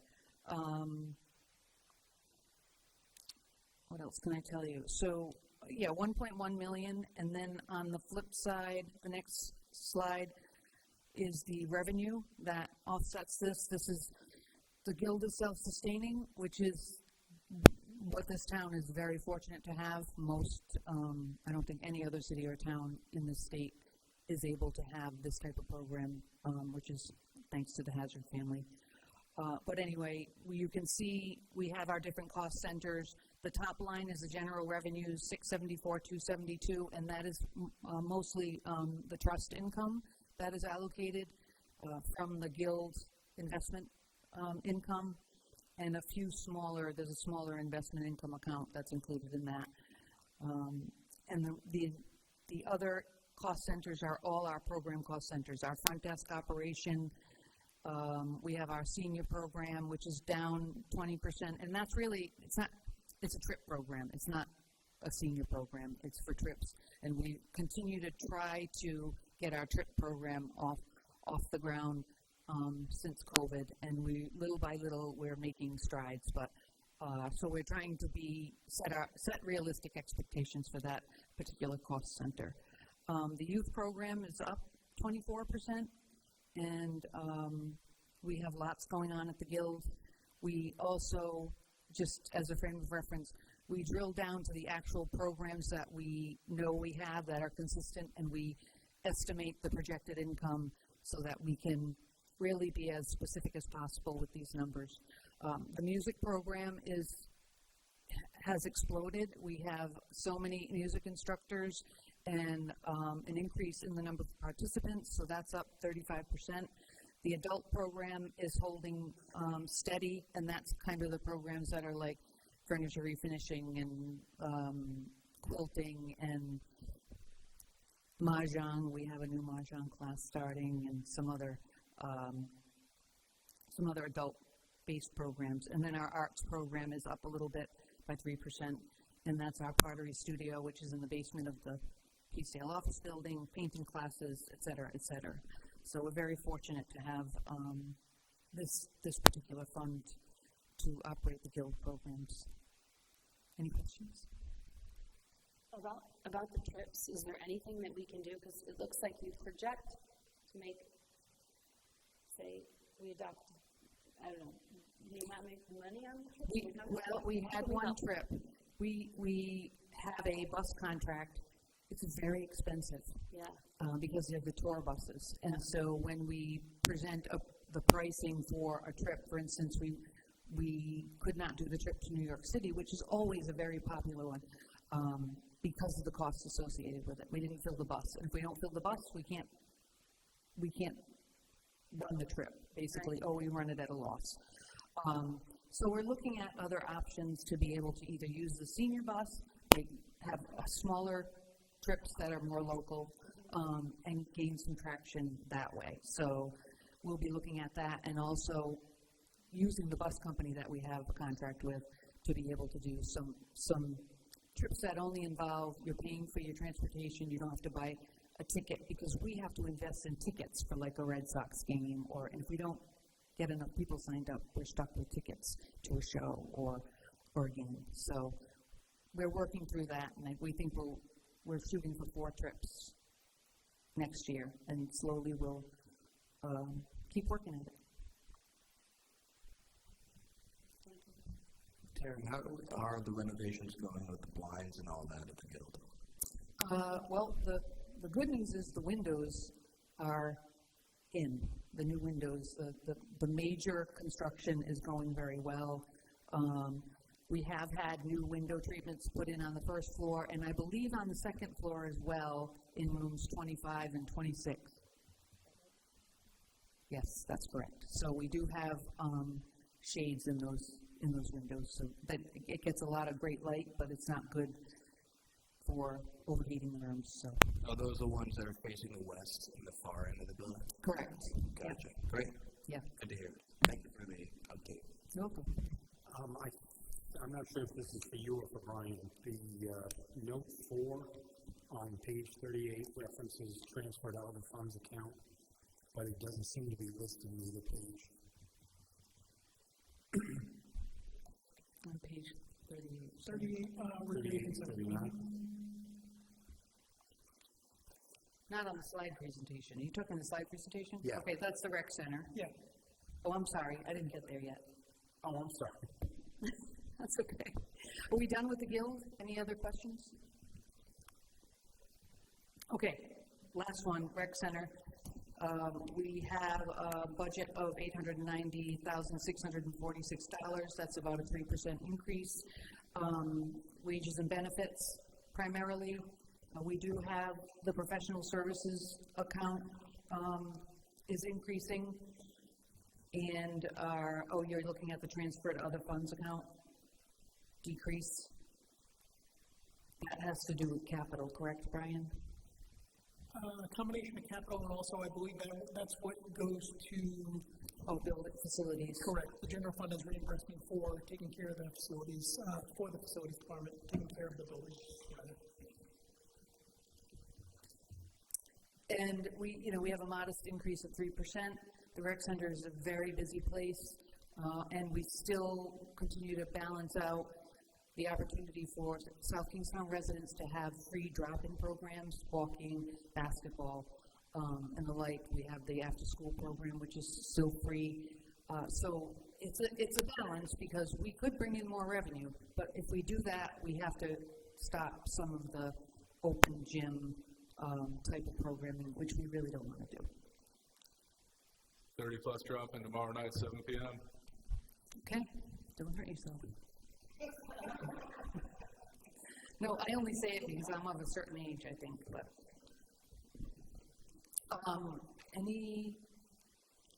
The other thing I would point out is that the proposed tax transfer for the rec center is about 55% of the total operating budget. So we do pull in a good amount to support the rec center program. Any other questions? All right, thank you. I just want to thank my staff too. I didn't thank them at the beginning. I thought I'd wait until the end. And thank you for considering these budgets. But I am very fortunate to have an exceptional staff that works very hard. And we are proud of the programs that we work. So thank you. Thank you, Terry.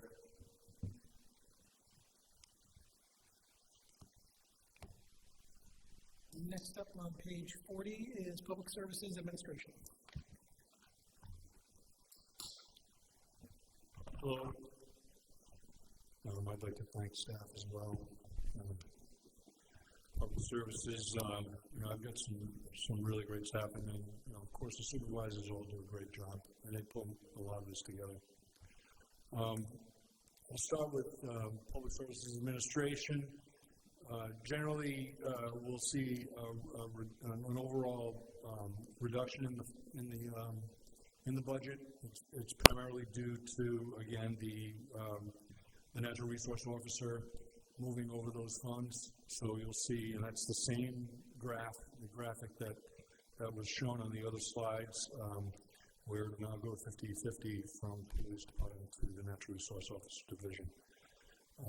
I do show somewhat of an increase in capital outlay. I believe that has more to do with software, particularly non-major tech fund, and then a small increase in commodities. But the overall program is a decrease of 2.08%. Hey, Rich, I got a question here, please. So I'm guessing the decrease relates to the reallocation of the harbor master position? Yes.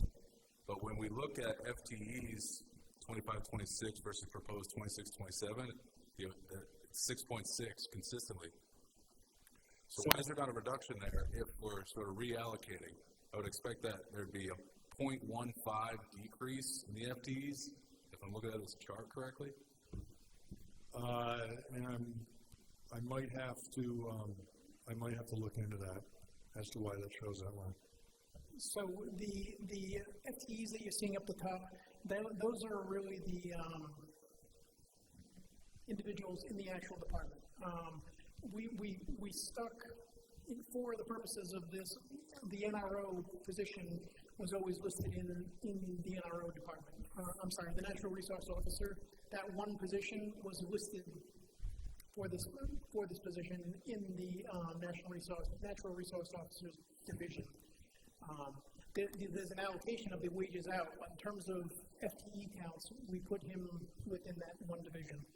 There are a number of positions throughout the town that get an allocation, but for the purposes of the FTE count, we essentially put them where they're based, but then they do get an allocation. All right, that makes sense.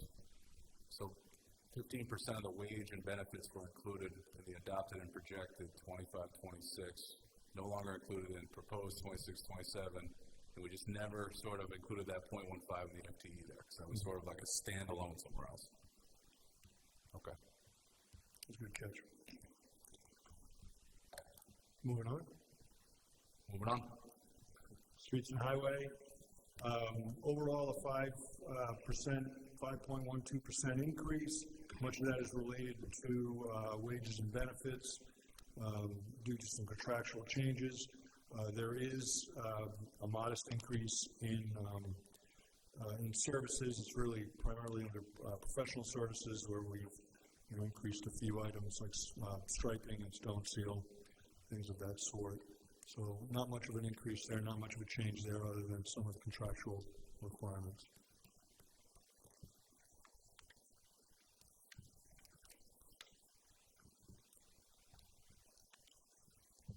Brian, next slide. Tree warden, please. Tree warden, again, not much of a change here. We are suggesting a 2% increase on wages on that, but that appointment's already been made in January, I believe, or December. But it wouldn't be realized until next year, anyways. But overall, a 0.23. There are under the services portion, you'll see $70,000. And just to give you a little bit of insight, you can look deep into this, but a little bit of insight into that. The arborist services, about $40,000. That is the annual tree contract that we put out each year for tree removal of some trees that are in decline or dying or dead. And then also $30,000 professional services. That is an annual contract that we put out for emergency tree services. Presently, we've got Largest Tree Service doing that, and then Regal Tree Service is our contractor for our annual contract. Street lighting. Rich, are either of those companies owned by the tree warden? No. Okay. Tree warden is a tree warden. It's Bill Wallace Jr., and he is strictly tree warden. That's it. Doesn't also have a business that's dedicated toward tree removal? He does, but he did not bid on that portion of the RFP. We put out an RFP to include tree warden and emergency tree services. He did not want emergency tree services. Okay. So, very easy. The tree warden has a $9,000 position, and what are the $690 in benefits? How do they get benefits? FICA. FICA, okay. So not health or anything, just matching. It's not benefits, it's just, Why is that like a payroll item? I know what it is. It's like the taxes for employment. But like, why doesn't that person get paid like a 1099, like a stipend, and be done? I think it's, this is the way it's been structured. That's not something we've looked at. I know. Or to hire it as it could be also hired as a contractor. Each year we put out a contract. Oh, I'm sorry. The state requires that we have a tree warden. And that's why we do it this way. We could also have an employee that is a tree warden. I suppose we could do that. But in this case, what we've done here is we've hired an outside contractor to do that. Just curious, why is it a position and not a stipended? Well, I think this is the cheapest way to do it. If you look at the number, if we had to hire an employee to do it, it'd be substantially higher. No, but I'm just saying, like. Why are we paying FICA? Is that what you're asking? I think the question is, why are we treating them as an employee versus an independent contractor? But there's some legal aspects to that, like how much control the town has as to the work he does in that position may require that he is an employee as opposed to an independent contractor. Yeah, I don't have that answer. I mean, it's always been done this way, and that's why we continue to do it. But I think it has to do with IRS regulations and exemptions for employee versus contractor. The town controls when he works, where he works. He can't do it remotely. He doesn't get to choose the schedule. That makes him an employee. I stipulate attorney matter. I feel a lot of labor. Can I add also that he's pretty integral to our processes as well. So, tree warden has an email address. He goes into our online permitting now, and he's making approvals that way. And so there's a little bit more of an integration of it. Like, it's different than if it was an outside contractor. We wouldn't provide that to an outside contractor normally. But it's a good question. I just didn't know if you've got some sort of health benefits or something. No, I didn't think FICA. That's all. Yeah. Moving on, unless there's something else, but I don't think I talked about street lighting, but either way, there's no increase. Street lighting, the costs are associated with two things: the electrical portion to provide electricity to these street lights, and the other portion is about $28,000 we put towards the maintenance of those lights. And what I try to do is we get a series of, and there's also a service we pay for the regular monitoring of those lights. It's about $650 a month. We get a bill each month, and they provide me a report daily telling me which lights are sort of on the blink, so to speak. And I will wait until we have a number of them, because we're paying for someone in travel, and they come and they fix a bunch at a time. So usually, maybe 10 or 15 at a time. Who's the contractor? Pine Ridge. We hired them on a 3-year, and we're about due to go to a new contract on that. So you'll be looking for that. The Water Enterprise Fund. This is where things get a little gray. I am showing what I would consider a substantial increase in this budget to the tune of $26,000, 26%. But that would be almost exclusively related to the purchase of water. Veolia has made a request to the PUC for an increase in their water service. We are listed on their customer side as a reseller, basically, and in that classification, it's a requested increase of 105%.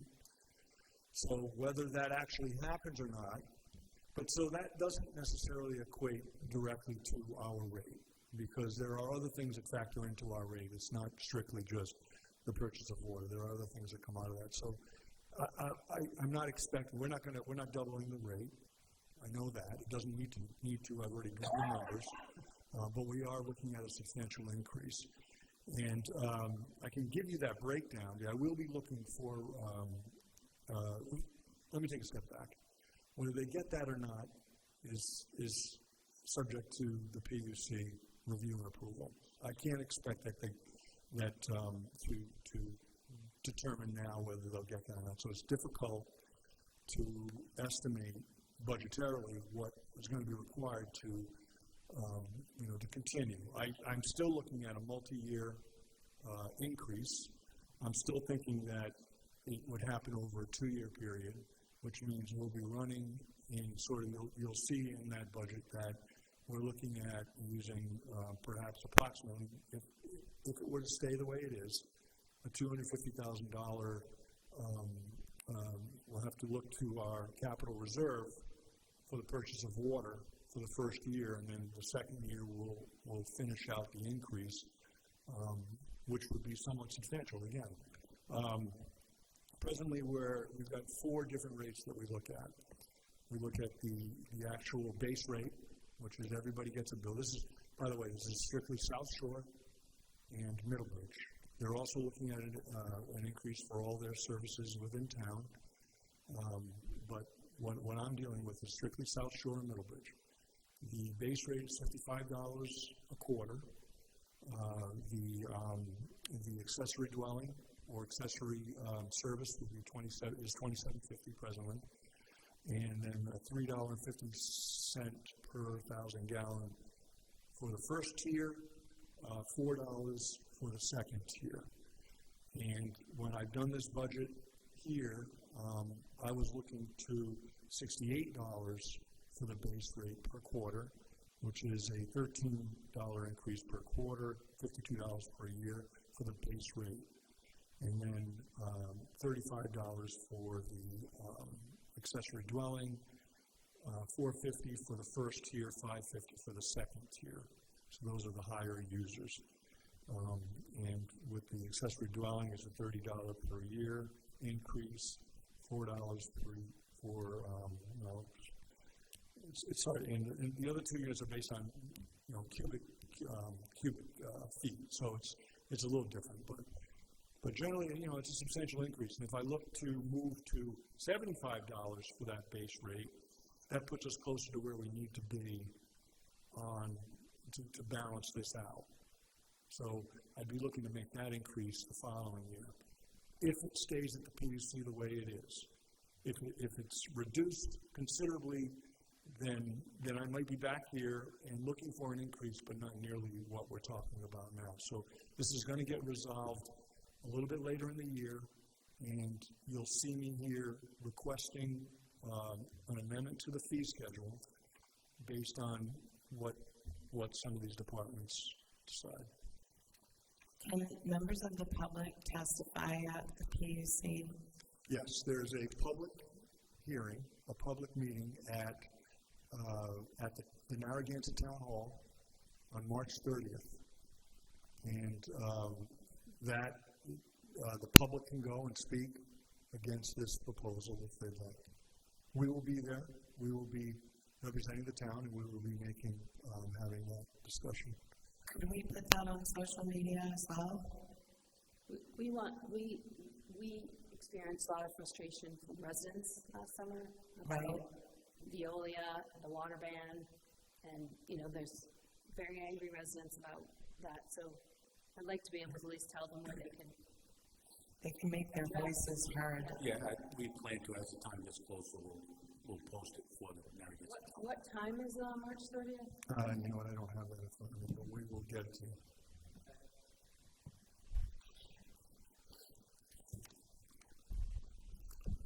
We can keep going, Richard. All right, good. Go ahead. You go.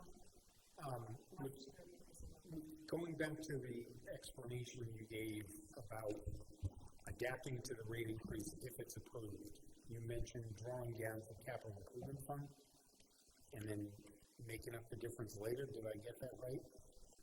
Well, no, we would be drawing from the capital. Well, unless I go to 75. I mean, it'll be up to you all to make that decision. But the option would be to go to $75 per service presently now. I just didn't want to propose that. I thought that was a pretty substantial increase in a single year. I would rather phase it. But we would be pulling from the capital reserve. We would not be making that money back. That would be a loss for us for that first year. Okay, so I did understand it correctly. It is a concern. So if if we do wind up going down that road, I'd like to see some other options. Okay. And I'd like to add that when I put together an RFQ when all this started to come about, a little while back. I put together an RFQ to solicit professional engineers to provide us a rate study. I want to see really where we need to be based on what all of our services are, everything we do. And the other thing we don't do is we don't collect capital dollars on an annual basis. A lot of these other services do. We structure it a little differently than a lot of places. And I want to make sure we're doing the right thing for our residents. So I think we should probably put a study out. I think we do need to have that discussion probably sooner than later while this thing is pending. Yes. And the likelihood is whatever decision comes out of the PUC, somebody's going to wind up appealing it anyway. So it may push it off even further. That's right. But anytime, this is a critical system for the town. And so anytime we divert resources that have been set aside for capital improvement, we potentially put ourselves in a hole. We do. That's my concern when we raise that as a possibility. I just think we're going to have to look at other options as well. And Rich, the purpose of doing that would be to sort of phase in the increase over time as opposed to a big increase year to year in the rates? That's what I was hoping to do, phasing in over time. That's wonderful. So go back. Right now, the base rate is $65. 55. A quarter. $55 a quarter. I want to go to 65 with a first jump. Yeah, if necessary. Again, if necessary, I've got to get it into the budget the way it's prepared, the way it's coming down the line. When's the last time we've increased the water rate? It was 2020, 2018. And it was they increased in 2018. We went up, I think, in 2022, yeah. So, 2021 or 22, but we went up, it was $7 a quarter. And that was to make up for a PUC increase that Veolia received. And at that time, it was a 10% increase with what is called the DSIC rate, DSIC rate. It has to do with the infrastructure improvements. And that was a 7.5 that was phased in over a 3 or 6 year period. They just finished their last phase-in part of that. They're at 7.5%. So now they're eligible to go back to the PUC, and that's what they've done.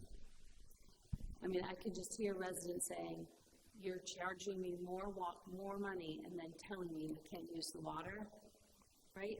That's basically... Yeah, and that's probably going to continue. So the problem, I just want to be cautious that we don't conflate two issues. One is overuse, right? That's different. And because I got a million calls through the water bill, and I'm sure you did too. So, and my response is always that if I go to the gas station and look for a Diet Coke and they don't have one, I can't demand that they give me one, just because they normally sell them. So if we run out of water, we run out of water, and that's going to happen. I don't know that the rate for some of the bills that we see, I don't know the rate increase is necessarily a deterrent for some of that, frankly. For what it's worth, I think you're exactly right. You literally took the word out of my mouth when you said conflate. Yeah. We have to teach the public that water conservation is an issue. Paying for the water that we get is a separate issue. I can disagree, but I think the soundbite will be exactly that. So we need to also know that Veolia has a robust program of advertising that they market, and their place in New York, they have this huge marketing campaign about saving water, and this is in Chris's same territory, and yet we get nothing here in South Kingstown from Veolia to instruct our residents how to save water. So if they're pulling all this nonsense, I mean, maybe it's not nonsense, they're doing all this stuff, they need to come to the table with some of these marketing programs. They offer rebates for putting in or water efficient fixtures. They've got us over the barrel, and they're not offering anything that is at all comparable to what they're offering in New York. So I think we really need to exert some pressure on Chris.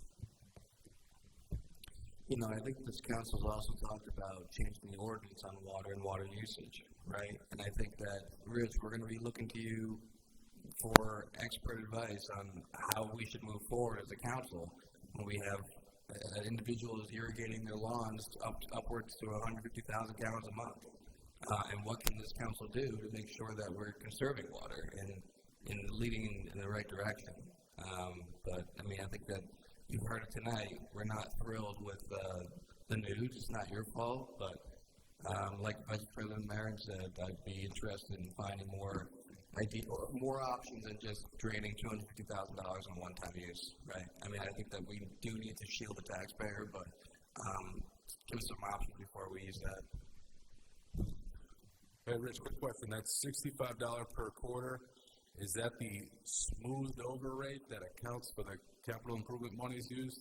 I'm sorry, 68. That would be, yes, that would be the smoothed over with. And then what would the rate be in the years in which there's no more capital improvement monies that we'd apply toward it? 75 okay. Per quarter. So 55 to 68 to 75. And generally, that still restricts us in capital reserve. It still restricts us on our ability to build our own capital reserve. You know, we have infrastructure that we're going to need to keep going. Has there ever been an increase that high? No. Is there any possibility the PUC may deny it? Yeah. Okay. Is anyone able to go? Who's going? I'll be there. From Monday.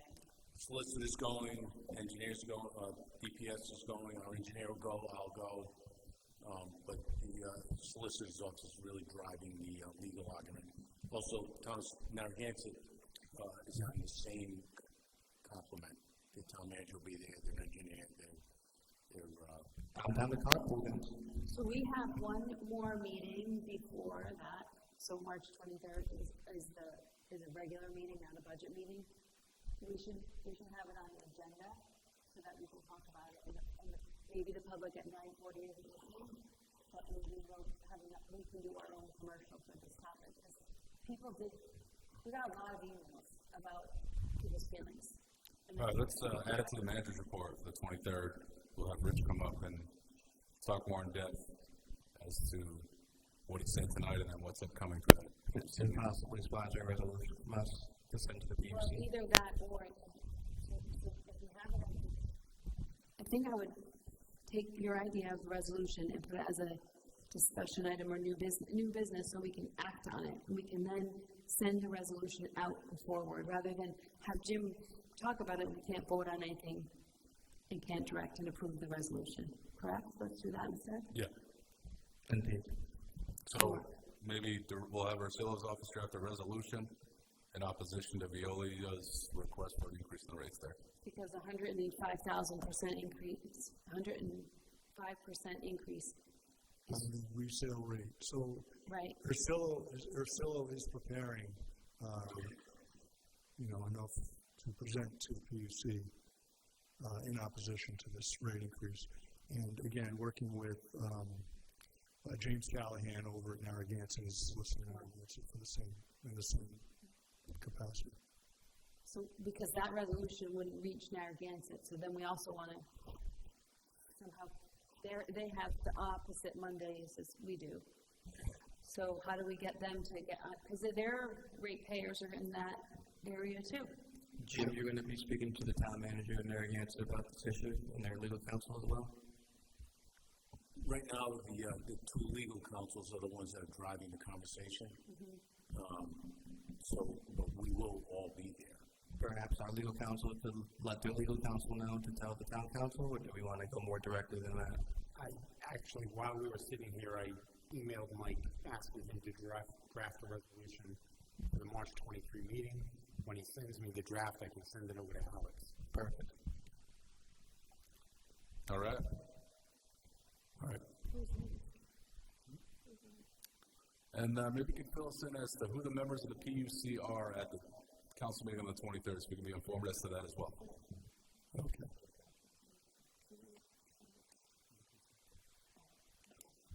Moving along.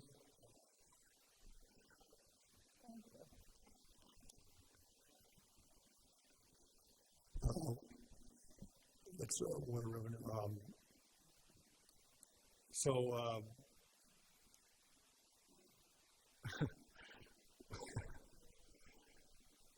With wastewater, we're looking at a somewhat modest increase of 4%. The wages and benefits side is going down. We have some newer employees. We've retired. We've had a recent retirement of a long-term employee, and you'll see an increase of 11% on our services. A lot of that relates to incineration, hauling material, all those types of things. Those items always go up. One thing I have noticed, though, this year, between this year and maybe 2 years ago or 3 years ago, the cost of our chemicals and things is pretty well stabilized, which is a good thing, but we still are experiencing problems with things like incineration and finding places to do that. So we're still concerned about some of those costs, and that's why you'll see an increase in that. Where do we go for that, Rich? So Synagro, I think is, you know what, I gotta check. Synagro, I believe, is still operational, but they have prepared to shut down. We're looking at other sources. Where is that? It's in Woonsocket. Woonsocket, yeah. Okay. I'm sure you know, there was media attention in the last few days About that the Woonsocket City Council wants to shut them down. They do, and there's always been that. So that's going to be an issue for us, and we will have to look for another source, or we'll have to look at a different way that we process and just remove those materials another way. Ryan DeRosia, he's a really great superintendent. At some point, I'd like to bring him in. I haven't introduced him yet, but he's been here a little while. But he's real savvy in these types of things. He's been all over the state, so he's working on it.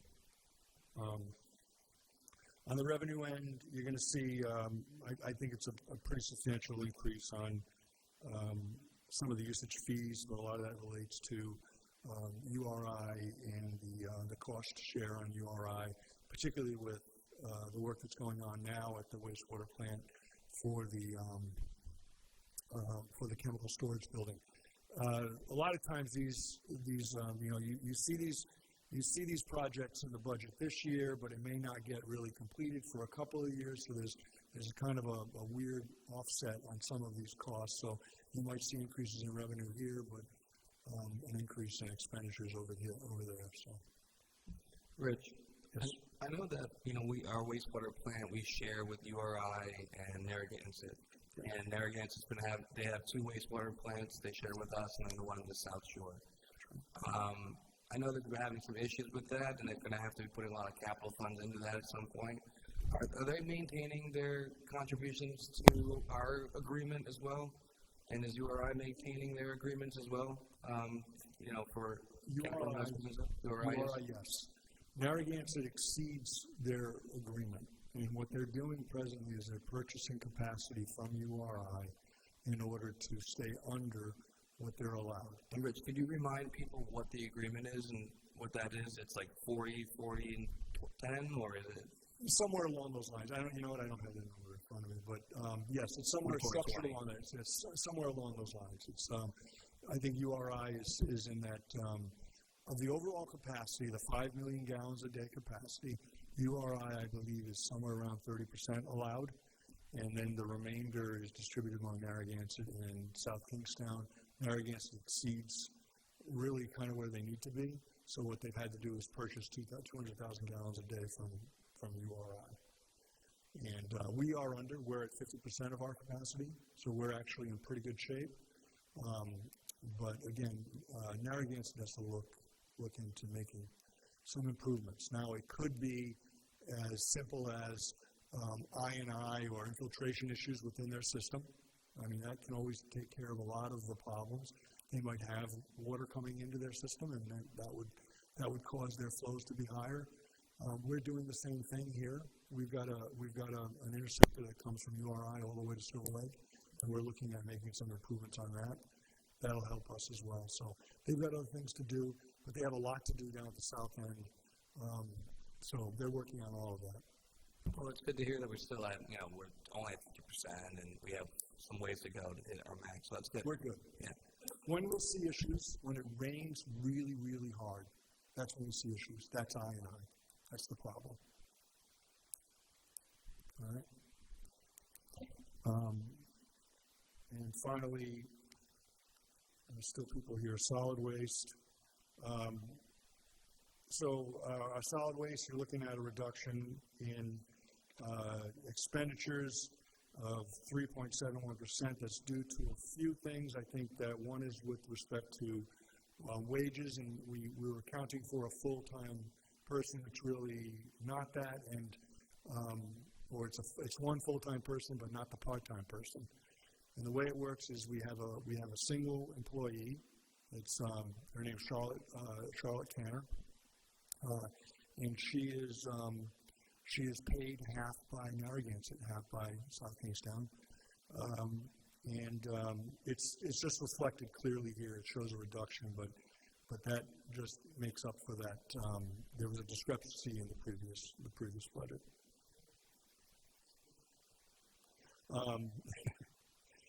And also what you'll see, and the reason why our expenditures are a little lower is that we have finished paying on our bond that we had for the Superfund sites. Okay, so those are all complete. Now all that remains is the maintenance of those sites. You will see some changes in this solid waste budget next year, primarily due to a revised contract with Waste Connections. That's coming up this year, so we'll be looking at that. I'll be coming here for an approval on that contract as well. But they'll be required to make some capital improvements over there, and then we'll also rework some of the structure of how they're paying their rent, basically. All right. Thank you, Rich. Thank you. Next up on page 49 is the police department. Good evening. I also want to express my thanks to the staff, Brian and his staff, and Jim and Luke, in helping us get our budget together, and also the opportunity to present it tonight to you. The proposed budget is a 6% increase from last year, but about 95% of that is for an increase related to personnel costs, and that's contractual as well as benefits that went along with the increase to the contract. So this year it's a 3% cost of living increase for the officers. There is a slight increase to our operating computer software. It's an increase due to our statewide records management system and upgrades that we need to do to that, as well as we had some shifting of some of the computer services that we used to pay with forfeiture funding that we're now shifting to operating, and that's just due to the reduction in our forfeiture funds. And then lastly, the other increase that I think you'll see is our vehicle costs, so it's the increase in just the cost of vehicles plus the fitting of it, so the cages, the equipment that goes in it, so there's been an increase to that. I think, going through again this budget, as you've heard with the other departments, I think we're very lean. It's looking to maintain our current services. Our staffing remains the same at 58. We're fully staffed right now at the police department. We have 5 that are in the academy training, and they'll be graduating in May, but our complement remains at 58, as well as our civilian staff. We're fully staffed there as well. So I think you'll see, the increases, or the budget itself is really maintaining what we currently have, except for the, as I outlined, what that 6% increase is. So, any questions that you have, I'd be happy to answer. All right, we got a few slides. Not last but least, but. We got a few more though. Yep, and we can go through them. So again, we touched on civilians. I think if we go, you've heard about the natural resource officer and switching that over for the split from prior years. Everything else, really, the increases that are present are salary and benefit. Really, nothing increased as far as no major drivers to that outside of those two areas. Chief, police civilians, what does that refer to? That would be our civilian staff. So our admin staff and dispatchers. Okay. No, I'm sorry, it wouldn't be dispatchers. Dispatchers is a separate slide, but it would be our admin staff. Got it. So clerks and that personnel. Is it new that you've called out civilians and dispatchers? Because I don't remember it. No, I don't No? believe so. Yeah, I'm looking at Brian, but yeah, Must have been it's so always much been the same. It's essentially the non-police officers that are in the police department? Yeah, non-sworn. Yeah. Okay. Exactly. Emergency management, that refers to you. Correct. Okay. So again, that is the costs associated with the emergency management, really overseeing. We had the blizzard. That was a big event that we had. That's a grant also that we applied to EMA for a $6,000 reimbursement. It's a 50-50 match on that amount. You did a great job in the blizzard, Chief, so it's worth it. Everyone did. I mean, really looking at all the departments coming together, and highway department was outstanding. I agree, but in this budget line, it's you, so. Thank you. We all got calls. Good calls. Yes, good calls. Very complimentary. No, I think you saw across the board. We had the emergency shelter that was opened up, and that was based on a need that happens based on outages and the amount of snow that was coming down. But then I think another big piece that we added, and it was really on the fly, was we had a hotline number that was up and active. So it was outside of those non-emergency, or outside of the emergency calls, I should say, and we staffed that. It allowed the public to call in on different questions that we could really provide extra attention to in time, as opposed to tying up from the dispatcher. So that was a lesson that we learned well. I think it went very well in looking to implement that in future storms. So It stood out, Chief, because a lot of other municipalities you would call and they'd get a voicemail, and having someone to talk to on the phone made an extra difference, and our constituents told us that. So, thank you. We got a few more here, Chief. All right. We'll go through dispatch. I mean, again, these are all, there's not any big driver to these. The only increases would be contractual and benefit costs as we go through. But we're really not looking for anything in addition to maintaining our current services.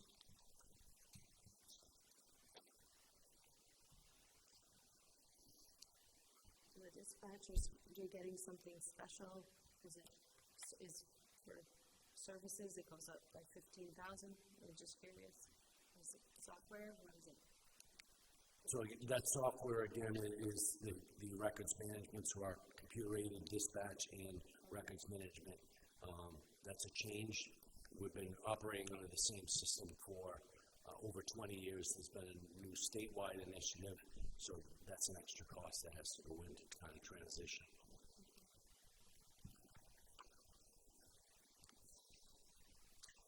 Then Harbor Patrol, that just encompasses 50% of the wages and benefits for the correct Harbor source.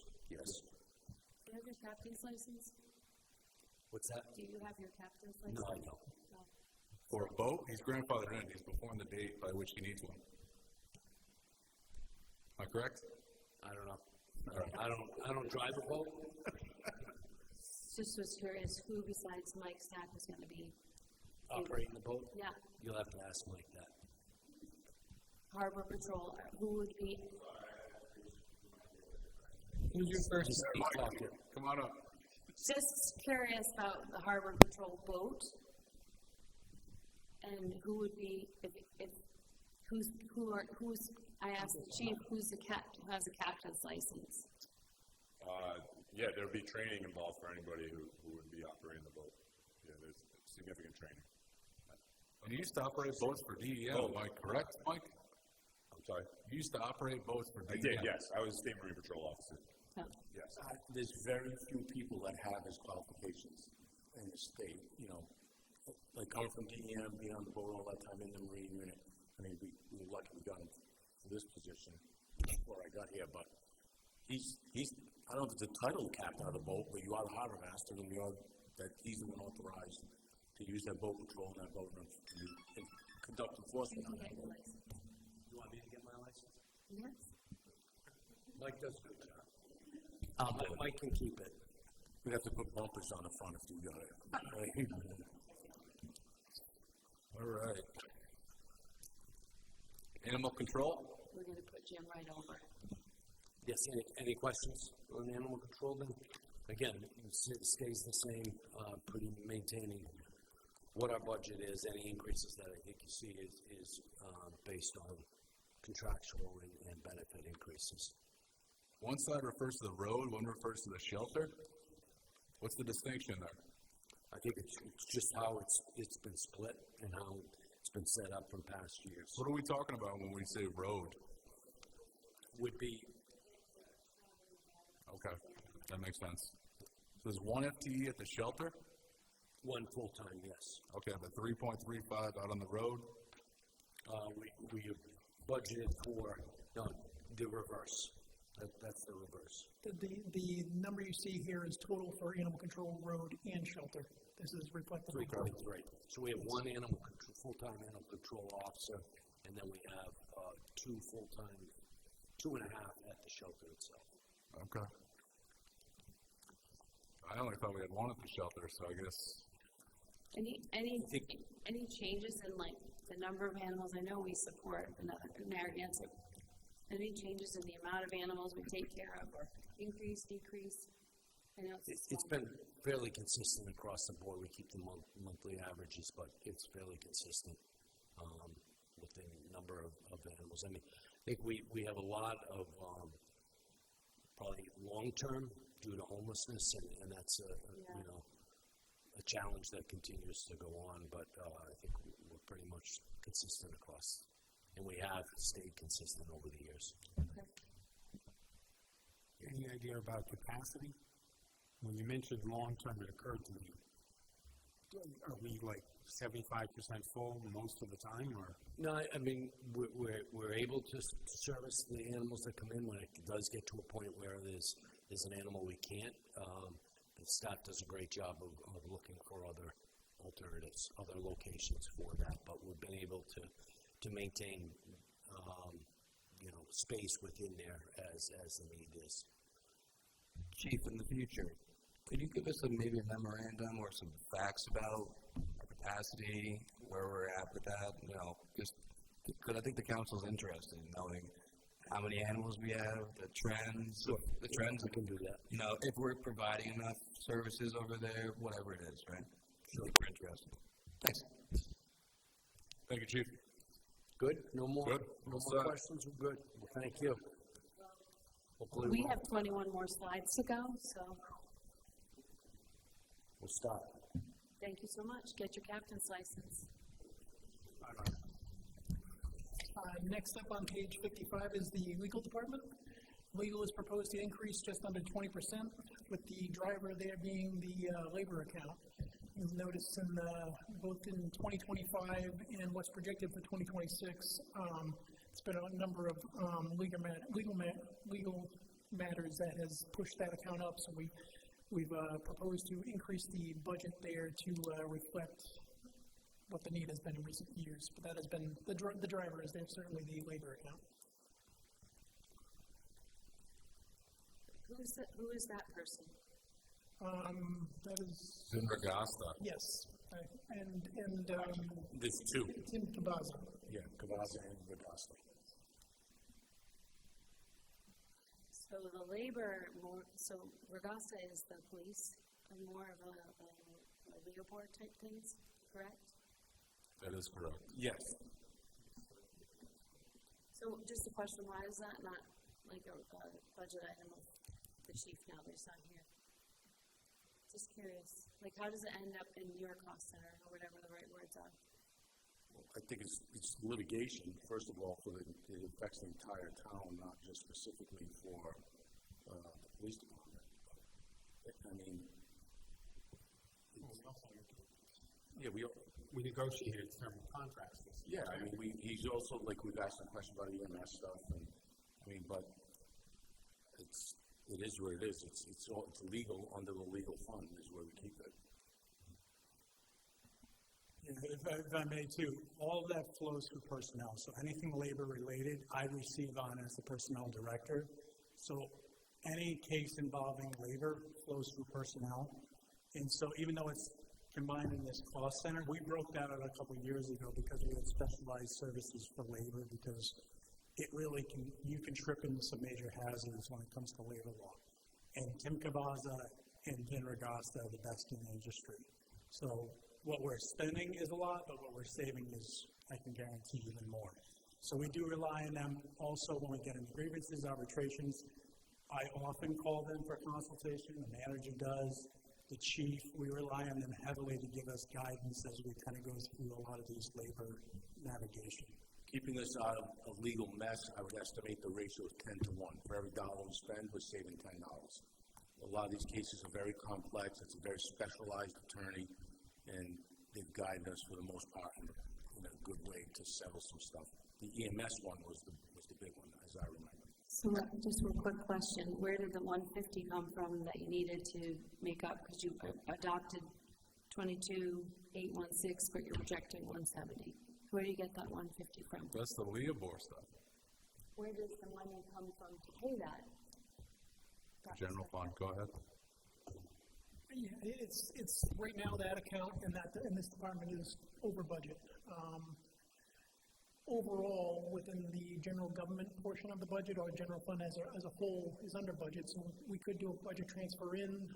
That's something we will look to do in the fourth quarter when we get a better handle on things. But right now, officially that department is over budget. Okay, thank you. But as the budget is presented to us now, the amount of the 170 comes out of the general fund, the undesignated fund balance, essentially.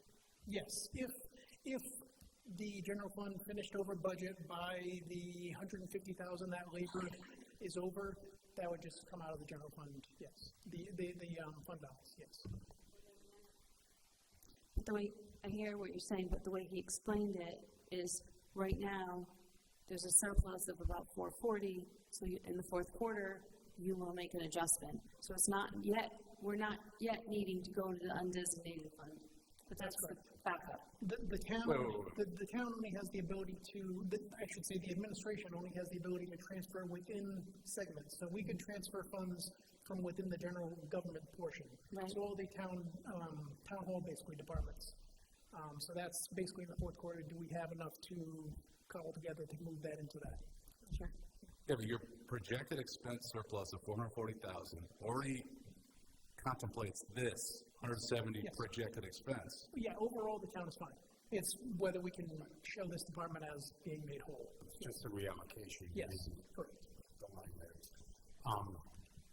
To Luke's point, though, it might be helpful to us, and I understand operationally, yes, absolutely go through human resources, personnel. It saves mistakes. But for the council, it might be valuable to see a breakdown of what that 170 was spent on, labor, grievances by department, that kind of thing. And I assume that that's the way the bills come in anyway. So, it's not something tonight, but just sometime in the next couple of months, it'd be helpful. I just want to echo, I get we don't want to be penny wise and pound foolish, right? That the work we do with the legal is saving us money in the long term. I get that. But, blowing past fire, $150,000 is a lot of money. And so I think that our Vice President's right. It would be a lot easier for us to swallow that We projected at 22,000, we went to 170,000. The previous years were not even close to that. I get it, but it's still too much. So we're only one of a handful of states that has a Bill of Rights for police officers. It's last I counted was like maybe 12 or 13 in the country, and unfortunately, if a police officer does have the right, if he doesn't like the discipline, he can go to a hearing, a Bill of Rights hearing, which automatically triggers great expense, depending on how far it goes. So it's not something we do lightly, or we just, police officers have that right, and they exercise that right, and it costs us a ton of money when they do that. Just to be clear, I wasn't focusing in on Leopold. It reminded me 30 years ago, I had to deal with a grievance at DEM where we wound up having to pay out $300,000 because of the way a chief chose to assign overtime. And it's frankly what I was thinking was accountability, just so that the council can periodically see who's doing what and the legal consequences. We can subdivide that. But it wasn't about Leopold. And Brian, is it true that other than labor and prosecution, everything is Ursulo's office?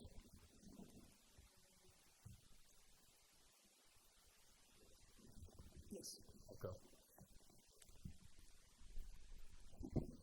So I just want to echo what Mike is asking for. I think it would be helpful maybe to set up a routine, like when we get the quarterly litigation report from Mike or you or somebody to prepare this is what's been spent on these areas. So that way you're not like trying to remember when to tell us, but it would just sync up with other reporting that you already naturally do. Because it doesn't, I'm concerned that it's an extra $150. I understand where it came from. You negotiated a contract. You had some other litigation matters that you were churning through for a while. We know what those are because we talked about them in executive session. It would just be helpful to know in general going forward, syncing up quarterly. Do you think that's reasonable? Do you think that's a fair ask? Yeah, I would much rather have known than to have been confronted with $150,000 extra. And Jim, just to sort of clarify here, the police chief is the one who had the authority to decide to bring these claims and what attorney to hire? Break that down for us. So if a police officer decides that he does not like the punishment that he is going to get, and it's a standard, whether it's suspension days, demotion, reassignment, whatever, that could trigger a Bill of Rights hearing. The police officer is the one that requests the hearing. So, but we early on, other than these other cases we were talking about that we're referencing, that we took to executive session, there have been other cases that we had to consult with police officers that either appeared they were going to go to a Bill of Rights, or also in the beginning we were using them because all the IOD pension stuff. Tim Cavazza and Ragasta were weighing in on how we should handle these police officers that want to go out on an engine on duty, or some have been out for 5 years on disability type related issues. So we hired him years ago, right when I first got here, and I thought it was a good hire, to bring him in as the subject matter expert in the whole state. That's him. And he's guiding us in good directions. We don't have the outcome we always like, but it is what it is. But we use them sparingly. We try not to use them because we realize, even though we get a subsidized rate, I think it's about $200 an hour.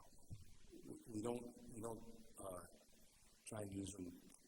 We use them as sparingly as possible because we know we have a solicitor that we can use for a set rate. But it's not something we like to do often. So now with Leobor, am I remembering correctly that if an officer is suspended for 2 weeks, they can demand a hearing? They could accept the punishment. It used to be 2 days. It used to be if you suspended a police officer for more than 2 days, he or she could accept the punishment, or he or she could say, no, I don't accept it, and I'm going to a Bill of Rights hearing. But the exact number now, it's either 10 days or 12 days.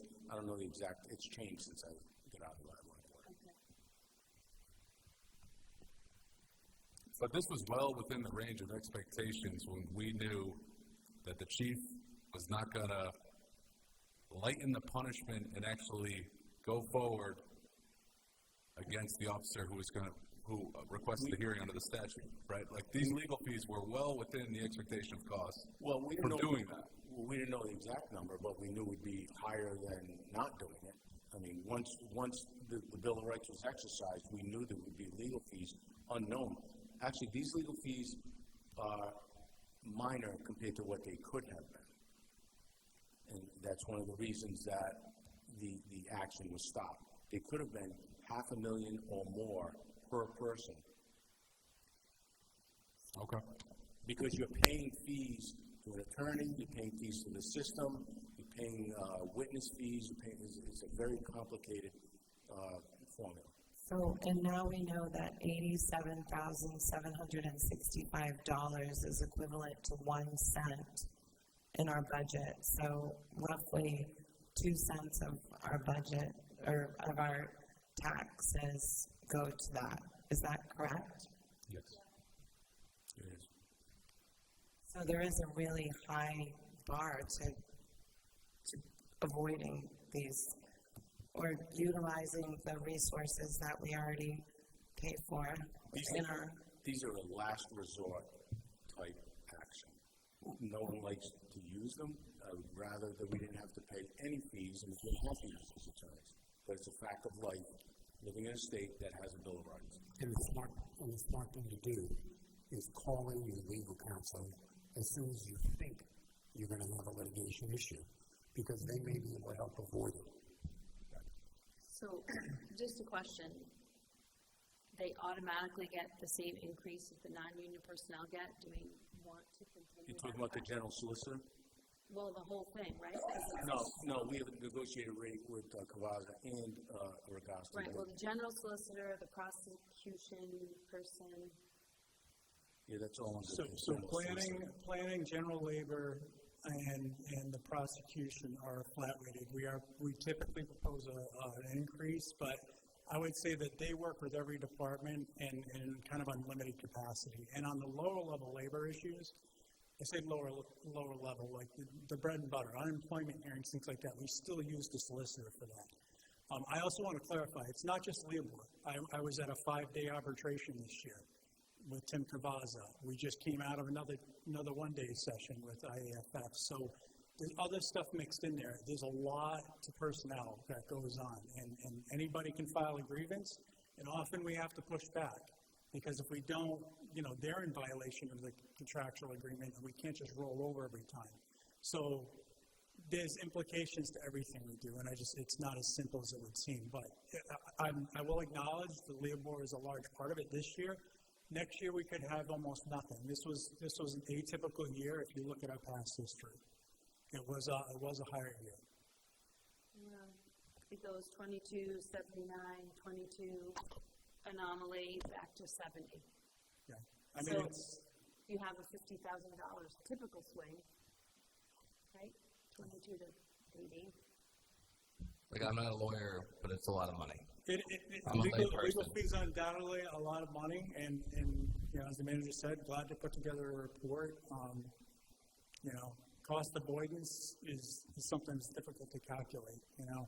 Calling when you're in the middle of a substance abuse issue or something like that, you make the wrong move, it could be litigation worth millions, right? So you don't know what you saved on a back end by consulting with that attorney for the couple $1,000. So I'm not here to justify it. It is infuriating to have to pay, but on the flip side, we always, to the manager's point, always try to not use those services if we can absolutely avoid it. I don't think any of us think that they were misused in any way.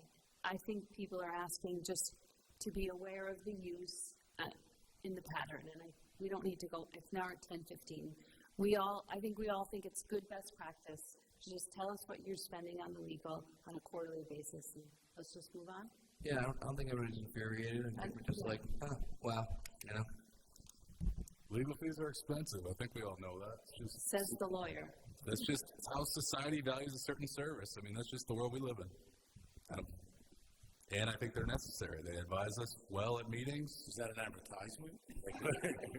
Nobody said we don't like lawyers, Roy. I think that most people we love We're lawyers. curious on the No, legal we will, fees. right away. We love them. We will divide it out so it's more laid out on exactly what was spent in grievances, bill of rights, and so forth and so on. I also think because we are, sorry, one sec, we are not aware, it would be helpful for us to understand how often you're dealing with a grievance, how often you're dealing with, we live in a quieter bubble, right, on that topic, and we are interested to know, not the details, but the big picture of like what's happening. And I agree. One last thought on that. The grievances are often. The bill of rights are rare. So Luke spends a lot of time going to grievance hearings and reviewing them and whatever. That's the way law enforcement is structured. So it's unfortunate.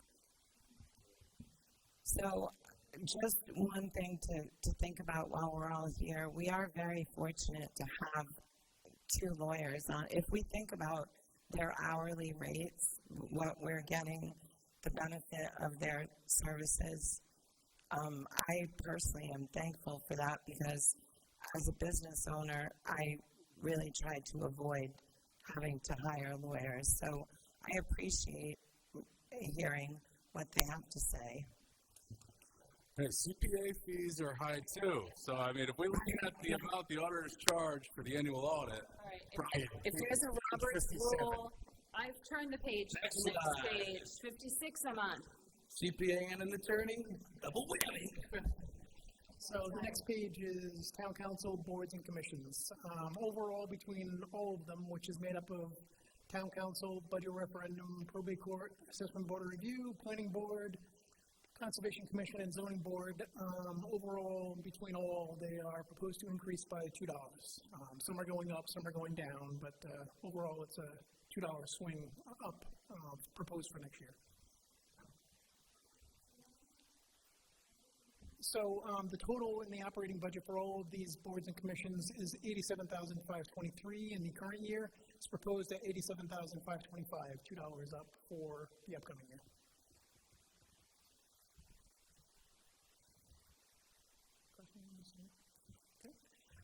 Page 57 is debt service.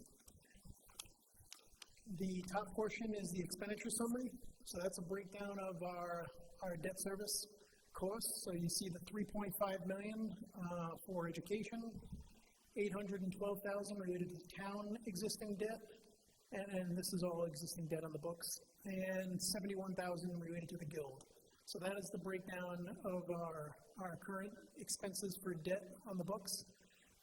I should say, of the education expense, that $3.5 million, we are estimating right now the bands, year two of the bands will be just under $3.2 million. I believe it was $3,167,000. And the balance of that amount is the existing, of the $3.5 million is existing school debt that is on the books. That's the expense summary, which is projected to increase by 27%. On the revenue side, which is the lower portion of the page, you're seeing the tax transfer from the general fund increasing from $2.3 million to just under $3.3 million. That's that $963,000 increase. Transfer in from the guild fund to cover the guild debt. And then the use of debt service fund balance of $850,000, for the upcoming fiscal year. I should note, as we're saying, we're projected to use of fund balance for the debt service fund. In the fiscal year 2025 audit, the fund balance for the debt service fund is how's it going? $3,091,931. And again, we're projecting to use, now, in just to look ahead, a little ahead, in fiscal year 28, year 3 of the bands, that would be a much smaller increase in terms of the bands, where we're saying we're projecting about $3.2 million for bands for this coming year. That would be going up, we're projecting about $200,000 for the next fiscal year, fiscal '28. What we'd be projecting to do there, again, where we're trying to have it go up about $1 million a year, that would be, we'd be looking, so the band cost would be going up about $200,000, and we'd then be looking to use $250,000 approximately from our fund balance to still keep our debt service going up about $1 million a year. That's how we'd be achieving that. And so we're going to roll more of that in next year by using less of the fund balance. So that's just a little look ahead. And then after that year, we'd be into the actual issuance of the debt itself. Wrapping up the revenue, as noted previously, the school housing aid, that is just again associated with existing school debt on the books that we'd be taking in from the state. And then we have one more year of open space transfer in of $35,000. So this is our last year upcoming of open space debt on the books. It is just one interest payment this upcoming year for the $35,789, and that will be stopping after fiscal '26-27. That again, and then on the revenue side, also going up, projected to go up by 27%.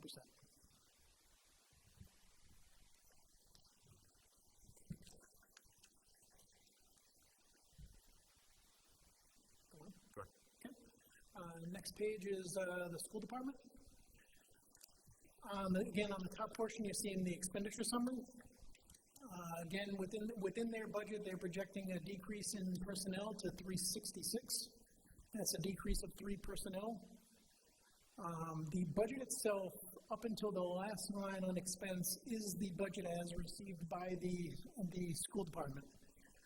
That last line has been added by the town to balance the budget. They had been requesting on the revenue side an increase in the local appropriation by $2.5 million.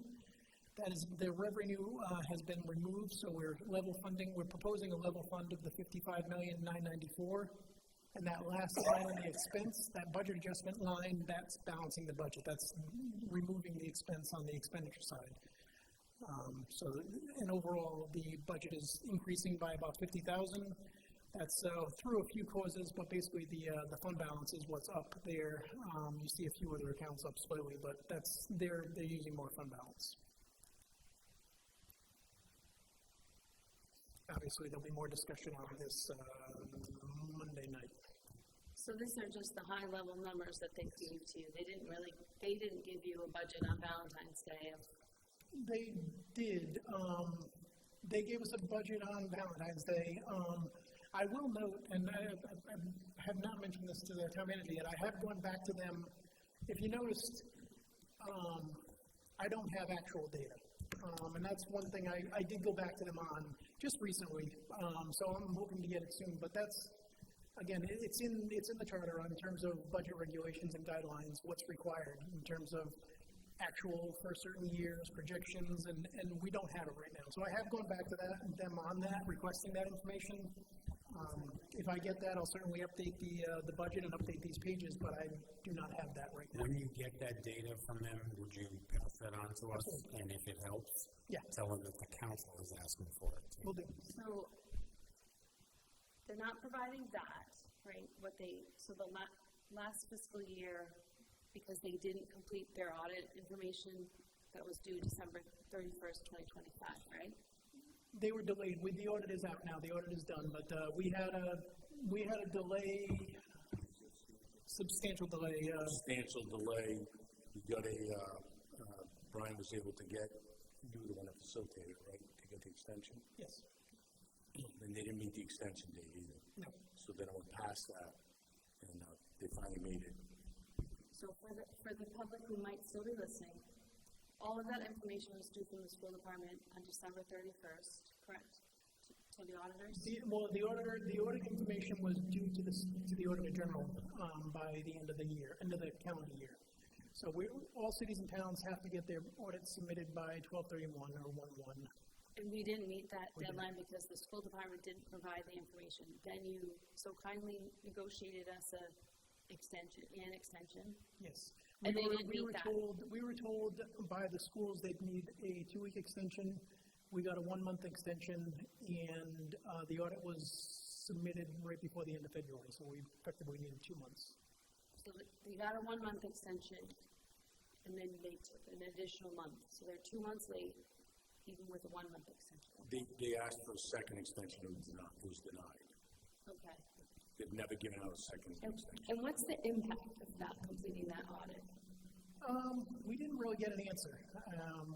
I requested a second extension, and my response from the Auditor General was they don't do second extensions. My concern, well, there's a lot of concerns with that, but again, the town has received I'm paraphrasing, I don't remember the exact wording, but that Achievement and Excellence for Auditing Award for 36, 37 years in a row, I'm not losing that on my watch. I'm not.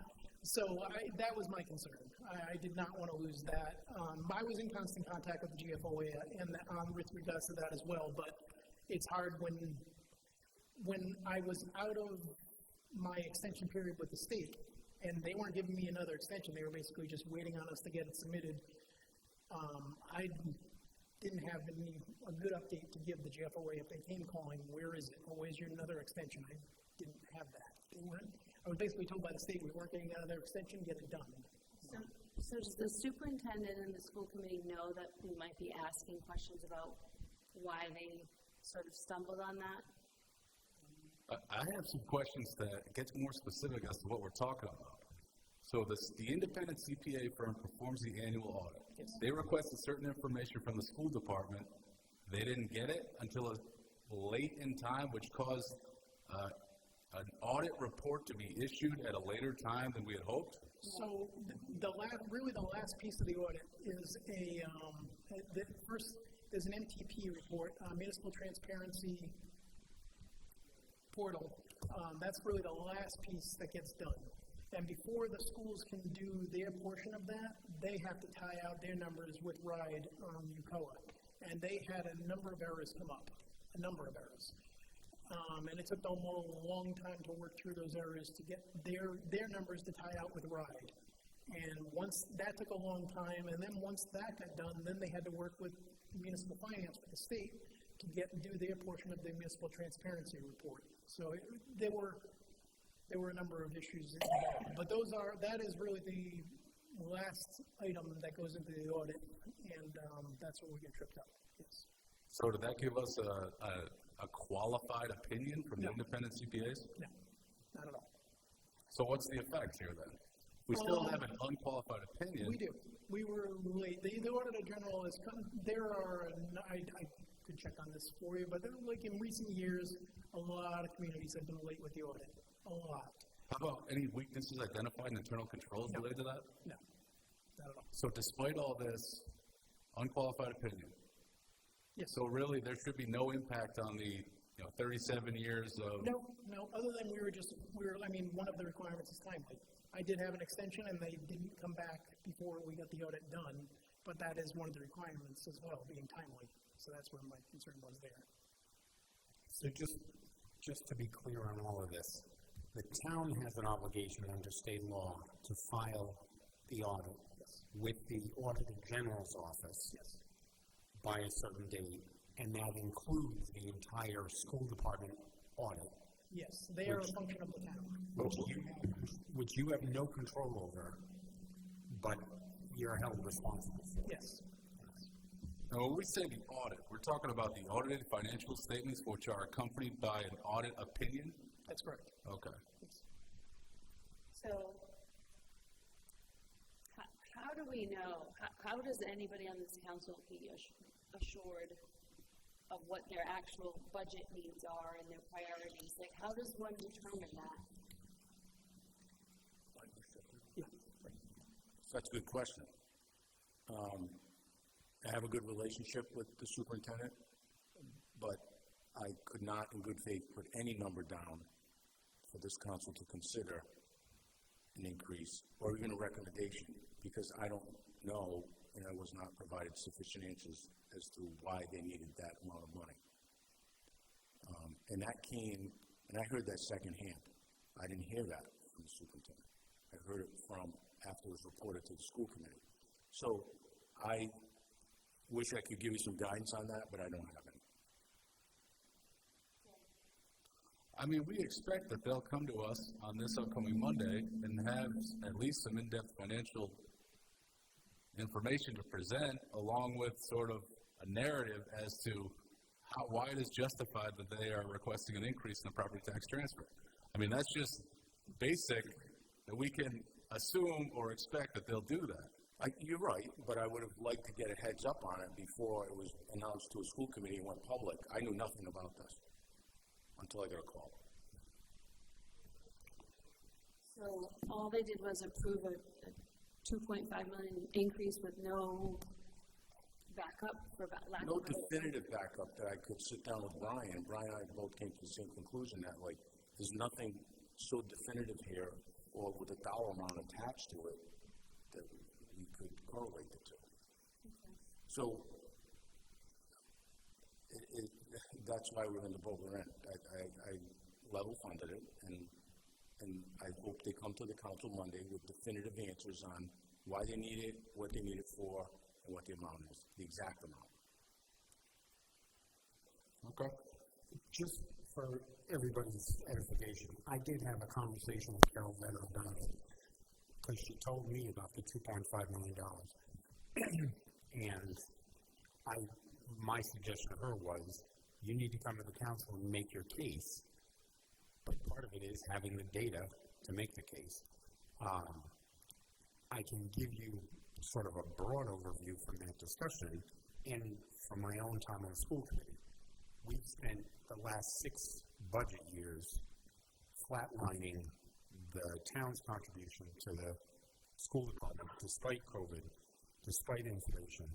And the rationale for doing that was that we were gearing up for a major building project that got delayed over several years, and we closed 2 schools, we redistricted, we downsized substantially in FTEs. We may have hit the limit on doing that this year. What the exact increase needs to be is the open question, but Carol indicated that they're looking at cutting programs if they don't get a substantial increase, and the state law basic education plan, as I recall, you can't stop teaching math. Football might be unnecessary. Music might be unnecessary. I'm sorry, Rory. And I'm sorry, Patty, theater too, but that's part of the discussion that we're going to have. You can't stop teaching the basics. You can't stop teaching the basics. However, once you raise the bottom line, that becomes the new bottom line. That becomes the new floor, ceiling, or whatever. And so if you look at what we're providing in the high school and the cost of the increase to cover the debt service, the community is contributing to the schools. I'm curious, I want to hear what they have to say, but I think it's hard when there's one meeting, there's really not a lot of backup. You know, I'm not going to go with, you just got to trust us, we need the money, we've been level funded. There continues to be a steady, if not a declining enrollment, and people wonder how much, how much can they continue to contribute for a school system which has stayed essentially the same? I don't disagree about having that discussion. It's not quite true, because last year we did this. By finding the money that was left in that, the $600,000 in that insurance account, we did not increase the base from 24-25 to 25-26. But generally you're right, if you increase the base, then that's the base for the next year. So it's a discussion we got to have with them.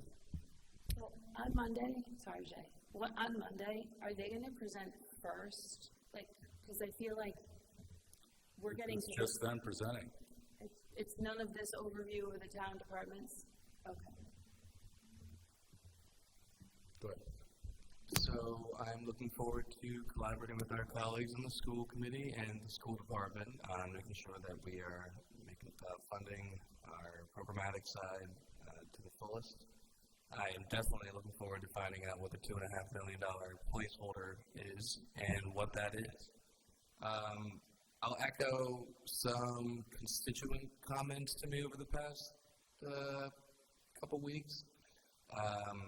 We've been level funding for over 6 years, and these programmatic things have a cost of living increase, right?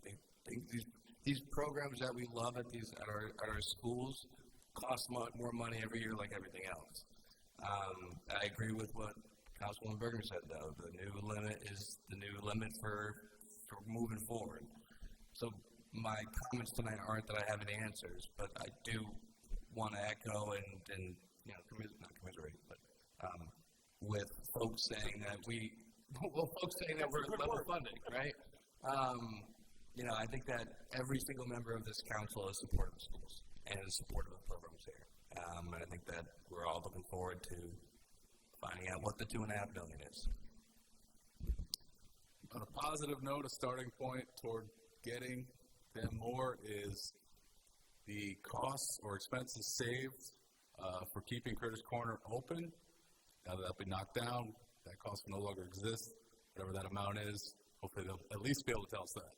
So I talked to a facilities director today. I asked him for just a rough idea of what that would be. He estimated $70,000 a year. Okay. For Curtis Corner. Yep. The elementary schools are around 50. So And those came offline? They came offline. This year or previously? I think the previous year. Okay. Well, South Road's been offline for a long time. Yeah. But Wakefield Elementary's been, I believe, is the second year. You put that all together, compare legal fees. It's amazing. So the number Mark Russo gave me was about $70,000 to keep Curtis Corner open. All right. It's a starting point. All right, we got a few more slides. Let's maybe try to move through rather quickly. It's getting late in here. Just a big one. This is pretty stable. So we have 3.5 employees in that department.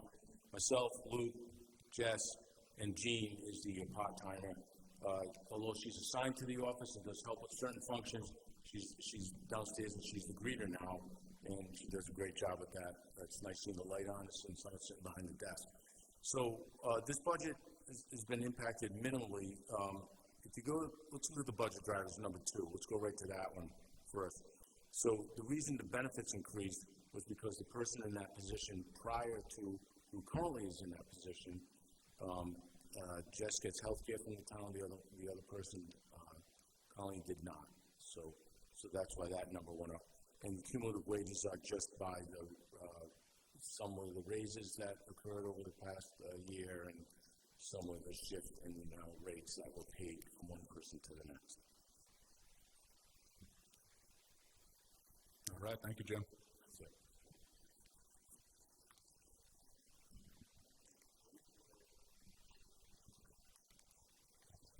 All right, personnel.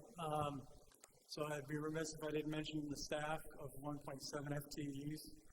We're 0.64% of the budget, but we touch every single employee in the organization, whether it be benefit management, the whole bit. We do it all, one-stop shop. We also run the Spark and Wellness programs through our office, so that is part of this budget included. Primary drivers, as you can see, wages, that's, like I said, for that 1.7 employees. We have a deputy director of administrative services who does an outstanding job and on the day-to-day, as well as the personnel administrator. You'll see one of the primary drivers this year is a substantial increase in services.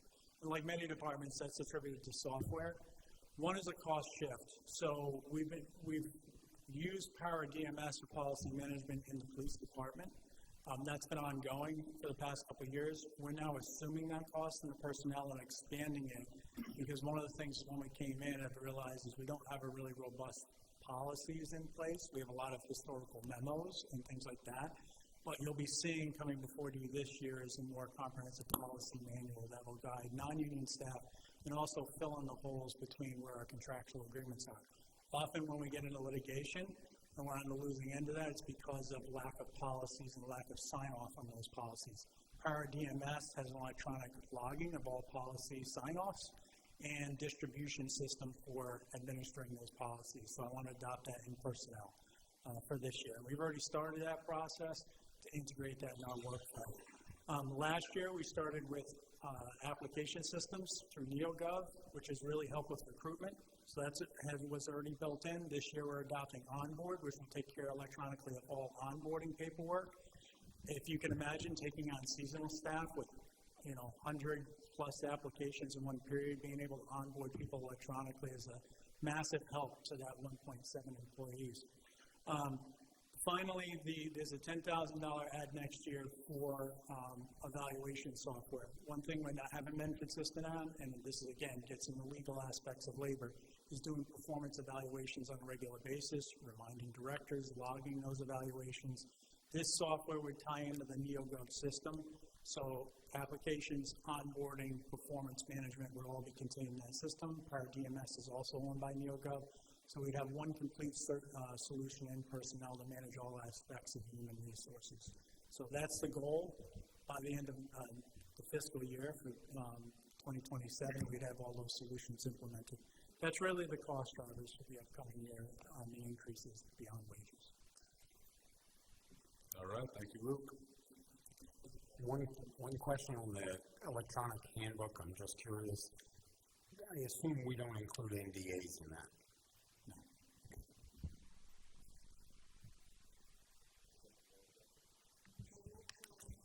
Almost last.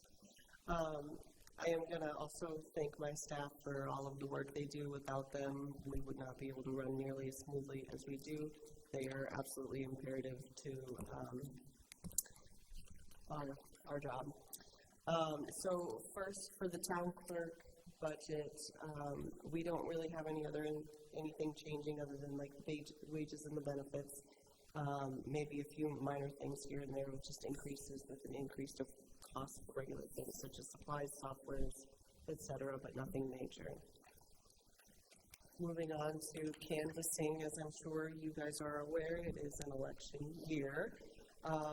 So whenever it's an election year, we do kind of bump it up a bit just because there's more advertising, there's more things we need to pay for. Here we have more of a major increase in wages.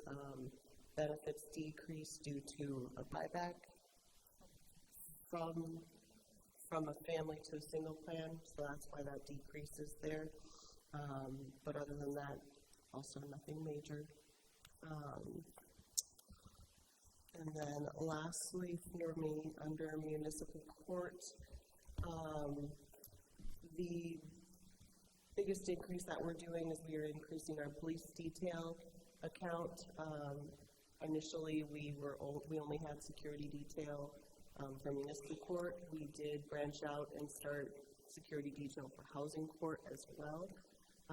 And with the uptick in our cases, we do have more trials, which does require the ticket issuing officer to come for those. So sometimes we are kind of a full house with all of the officers, so there was a need to increase that fund. Okay. Can I go back to canvassing? Yes. What kind of consideration has there been with respect to early voting this year? And how does that affect your costs? So it affects our costs in the sense of overtime because our staff is required to be here early and stay a bit late for every day we hold early voting, as well as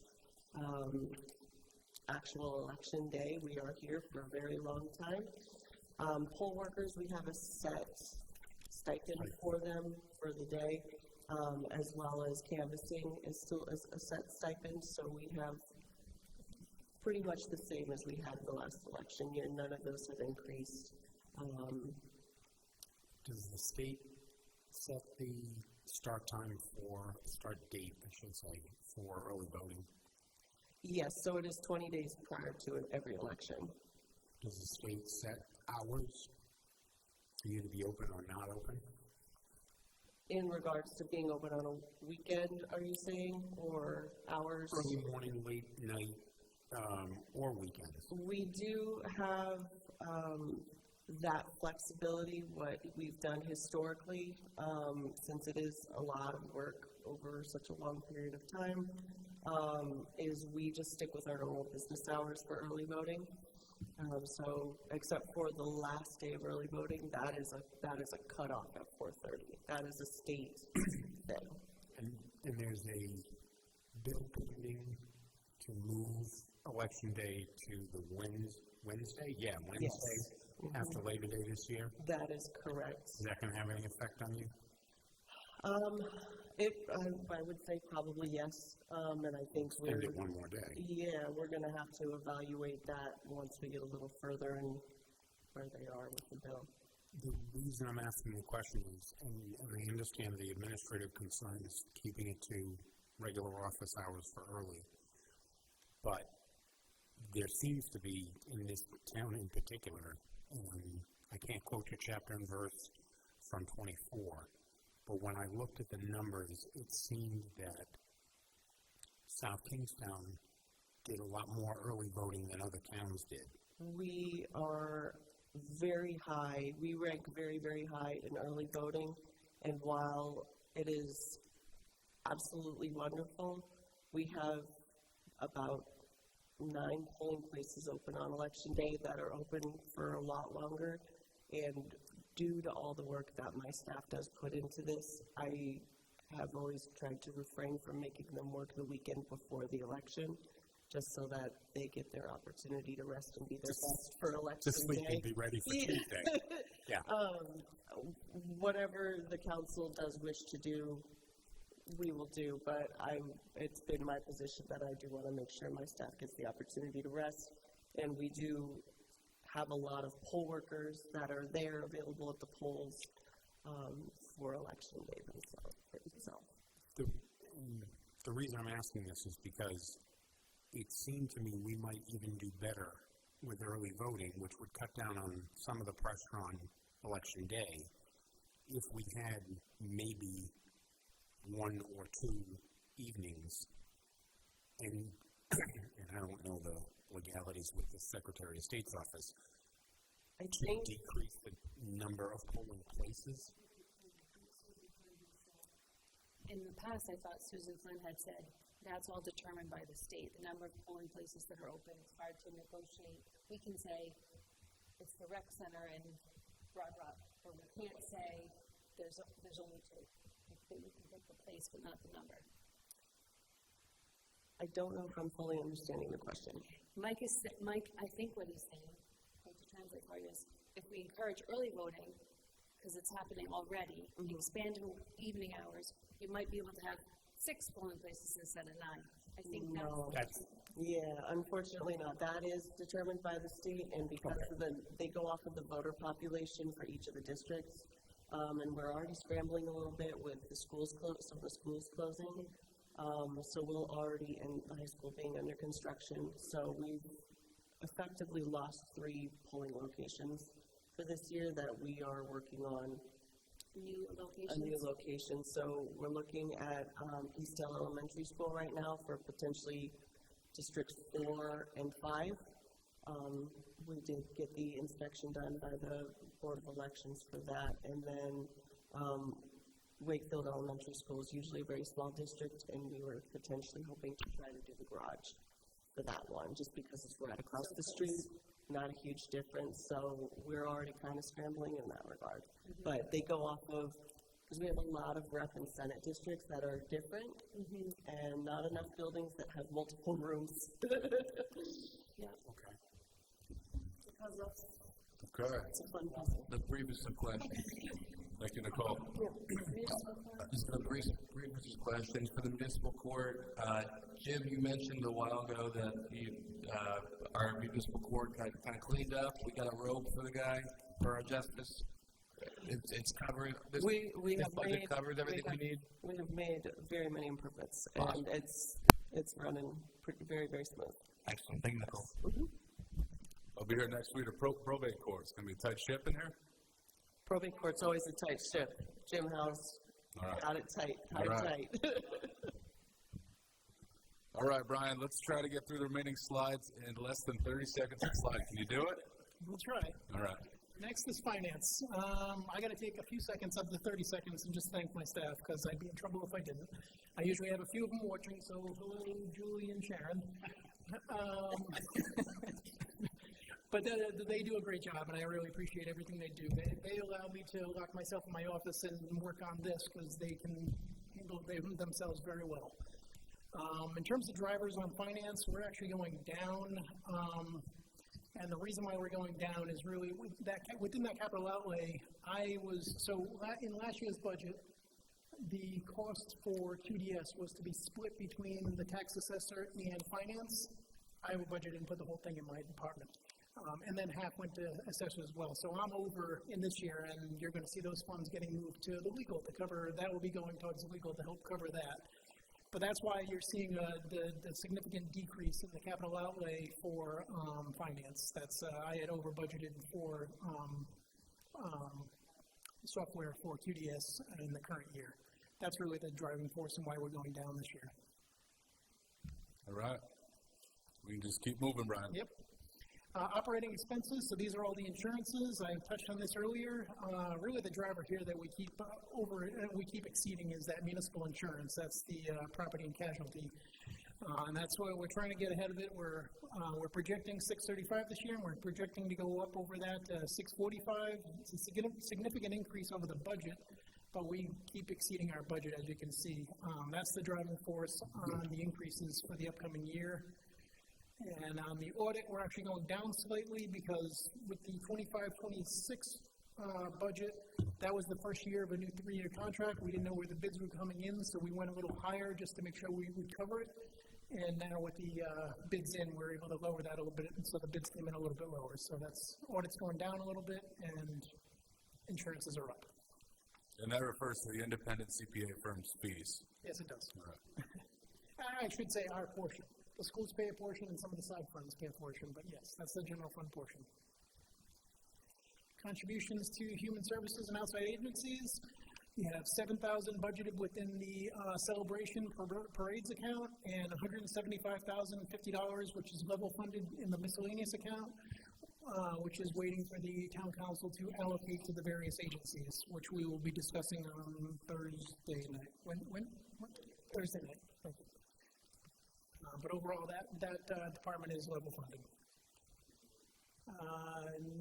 Next, capital outlay. This is based on what was adopted in January. You're seeing an increase here of just under $75,000, 3.76%. Next few pages is a brief summary on the general fund revenues. So we touched on this earlier, but general fund revenues, we're looking for a number to balance the budget. As you saw this earlier, that $81,253,000. That we saw the breakdown on that earlier. And then the lower portion is how we're getting there. Current year taxes, that $80,029,000. That's based on the rate of 909 and the assessed values we had mentioned. Prior year taxes, interest on taxes, and payment in lieu of taxes, making up the balance. Can we go back to capital overlay, page 67, just check that I understand it. Yep. The 26-27 proposed is $2,057,000. That's the CIP, year one of the CIP. That's correct. That's it. Just check it. That's what we already adopted. Yes. Those are all those placeholders, and we just moved them into that column. That's correct. Okay. I have a question on page 68. Yep. The number you just gave us, the 81,253. Yes. And it shows 2.73% increase. Yes. Is that the number that's weighted against the 4% cap? No, that is all of our property taxes. So that's the summary down below. So that's the summary of everything: current year taxes, prior year taxes, interest on taxes, and payment in lieu of taxes. That's the summary of everything. The only thing that's weighted against the 4% cap is what the levy increases from one year to the next. So current year taxes levy is the 4%. All right. And in this document, yes. Where do I find that? You probably did it on the it was page. It was on page 8, I think. All right. You got the number? Yeah, it's about 2.16%, am I right? Yes, exactly. Thank you very much.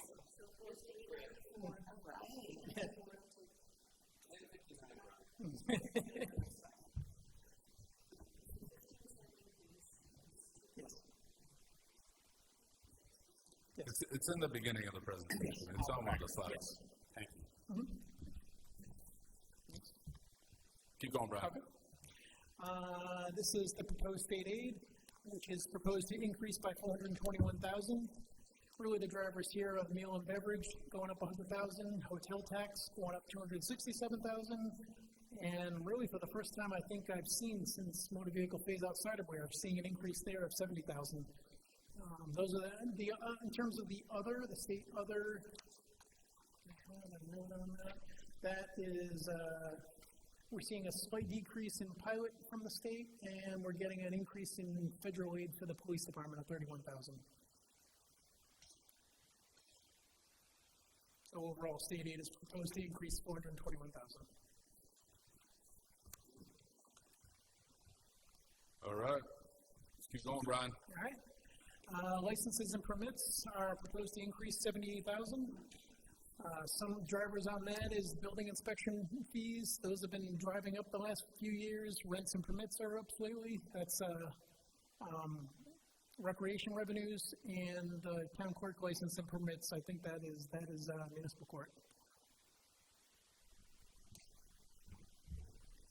All right, keep going. Okay. Department revenues proposed to increase by $75,000. Driver there is recreation revenues. EMS going up $4,600, and police department revenue is going up $47,000. Yes. And police department revenue, is that including like tickets you would get? Yes. Like parking tickets? Yes. Okay, thanks. So they have some big difference there. All right, Brian. Okay. Next is revenue from investments. You'll see in the current year, we are currently at $780,000. We're projecting about finishing the year about $1.3 million. We're proposing $950,000 next year. Slight increase. That's been a tough one to gauge. You don't really know what they're going to do. And finally, the fund balance, we're proposing a slight increase of $40,000 to just under $1.7 million, which I have another slide that kind of dovetails the fund balance. Just want to look at how huge that fund balance is. It's too big. So here's a slide on that. The thing to keep in mind, again, in terms of working out that percentage, that fund balance is a percentage of operating revenues. So for 2025, the fund balance is $18,061,000. Operating revenues is 93.3. So that, yes, we're now at 19.36. Our operating revenues are starting to jump because of the bans. So our operating revenues next year is going up by $3 million.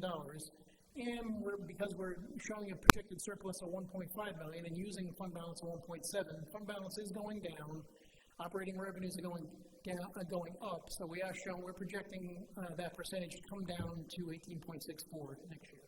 So it is high, but again, our operating revenues are going up, which will push that down. So I just want to request that it's 11 o'clock, and I'm glassing over. So at the next meeting, March 23rd, I'd like to have a topic of conversation about the use of the fund balance in a normal time zone where we can really talk about, because that's a policy decision. And We're doing a preliminary budget adoption on the 18th, so we might want to talk about it then.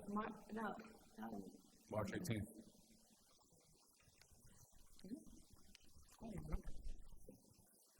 Yeah, it's scheduled preliminary budget adoption on March 18th. A lot of our discussion is going to be had then. So we're gonna have that then early. Can we talk about that early, because I feel like this is where we disagree a lot, and I don't want to disagree, right? But like if you look at this, the fund balance continues to grow. That we either over-collect or get money from revenue or all these things we talk about every year, and we're cautious about it. And I think this year again, I have to say, there's global events that have changed many, many things. And you hear all these other little bites at the apple come at the residents. And we just need to be mindful that people are in this place of spending a lot, taxes are a lot, so. And you're all trying to do this in the homestead exemption, all these other things, it's all sort of swirling, and we just need to be, efficient, economical, mindful, and aware, and not let this grow, keep collecting on one side and then saying, oh, but you can keep paying. The one thing I would caution, because I'm just making an assumption, but I would assume you'll be hearing from the schools that we have this fund balance, so we need $2.5 million draw from that.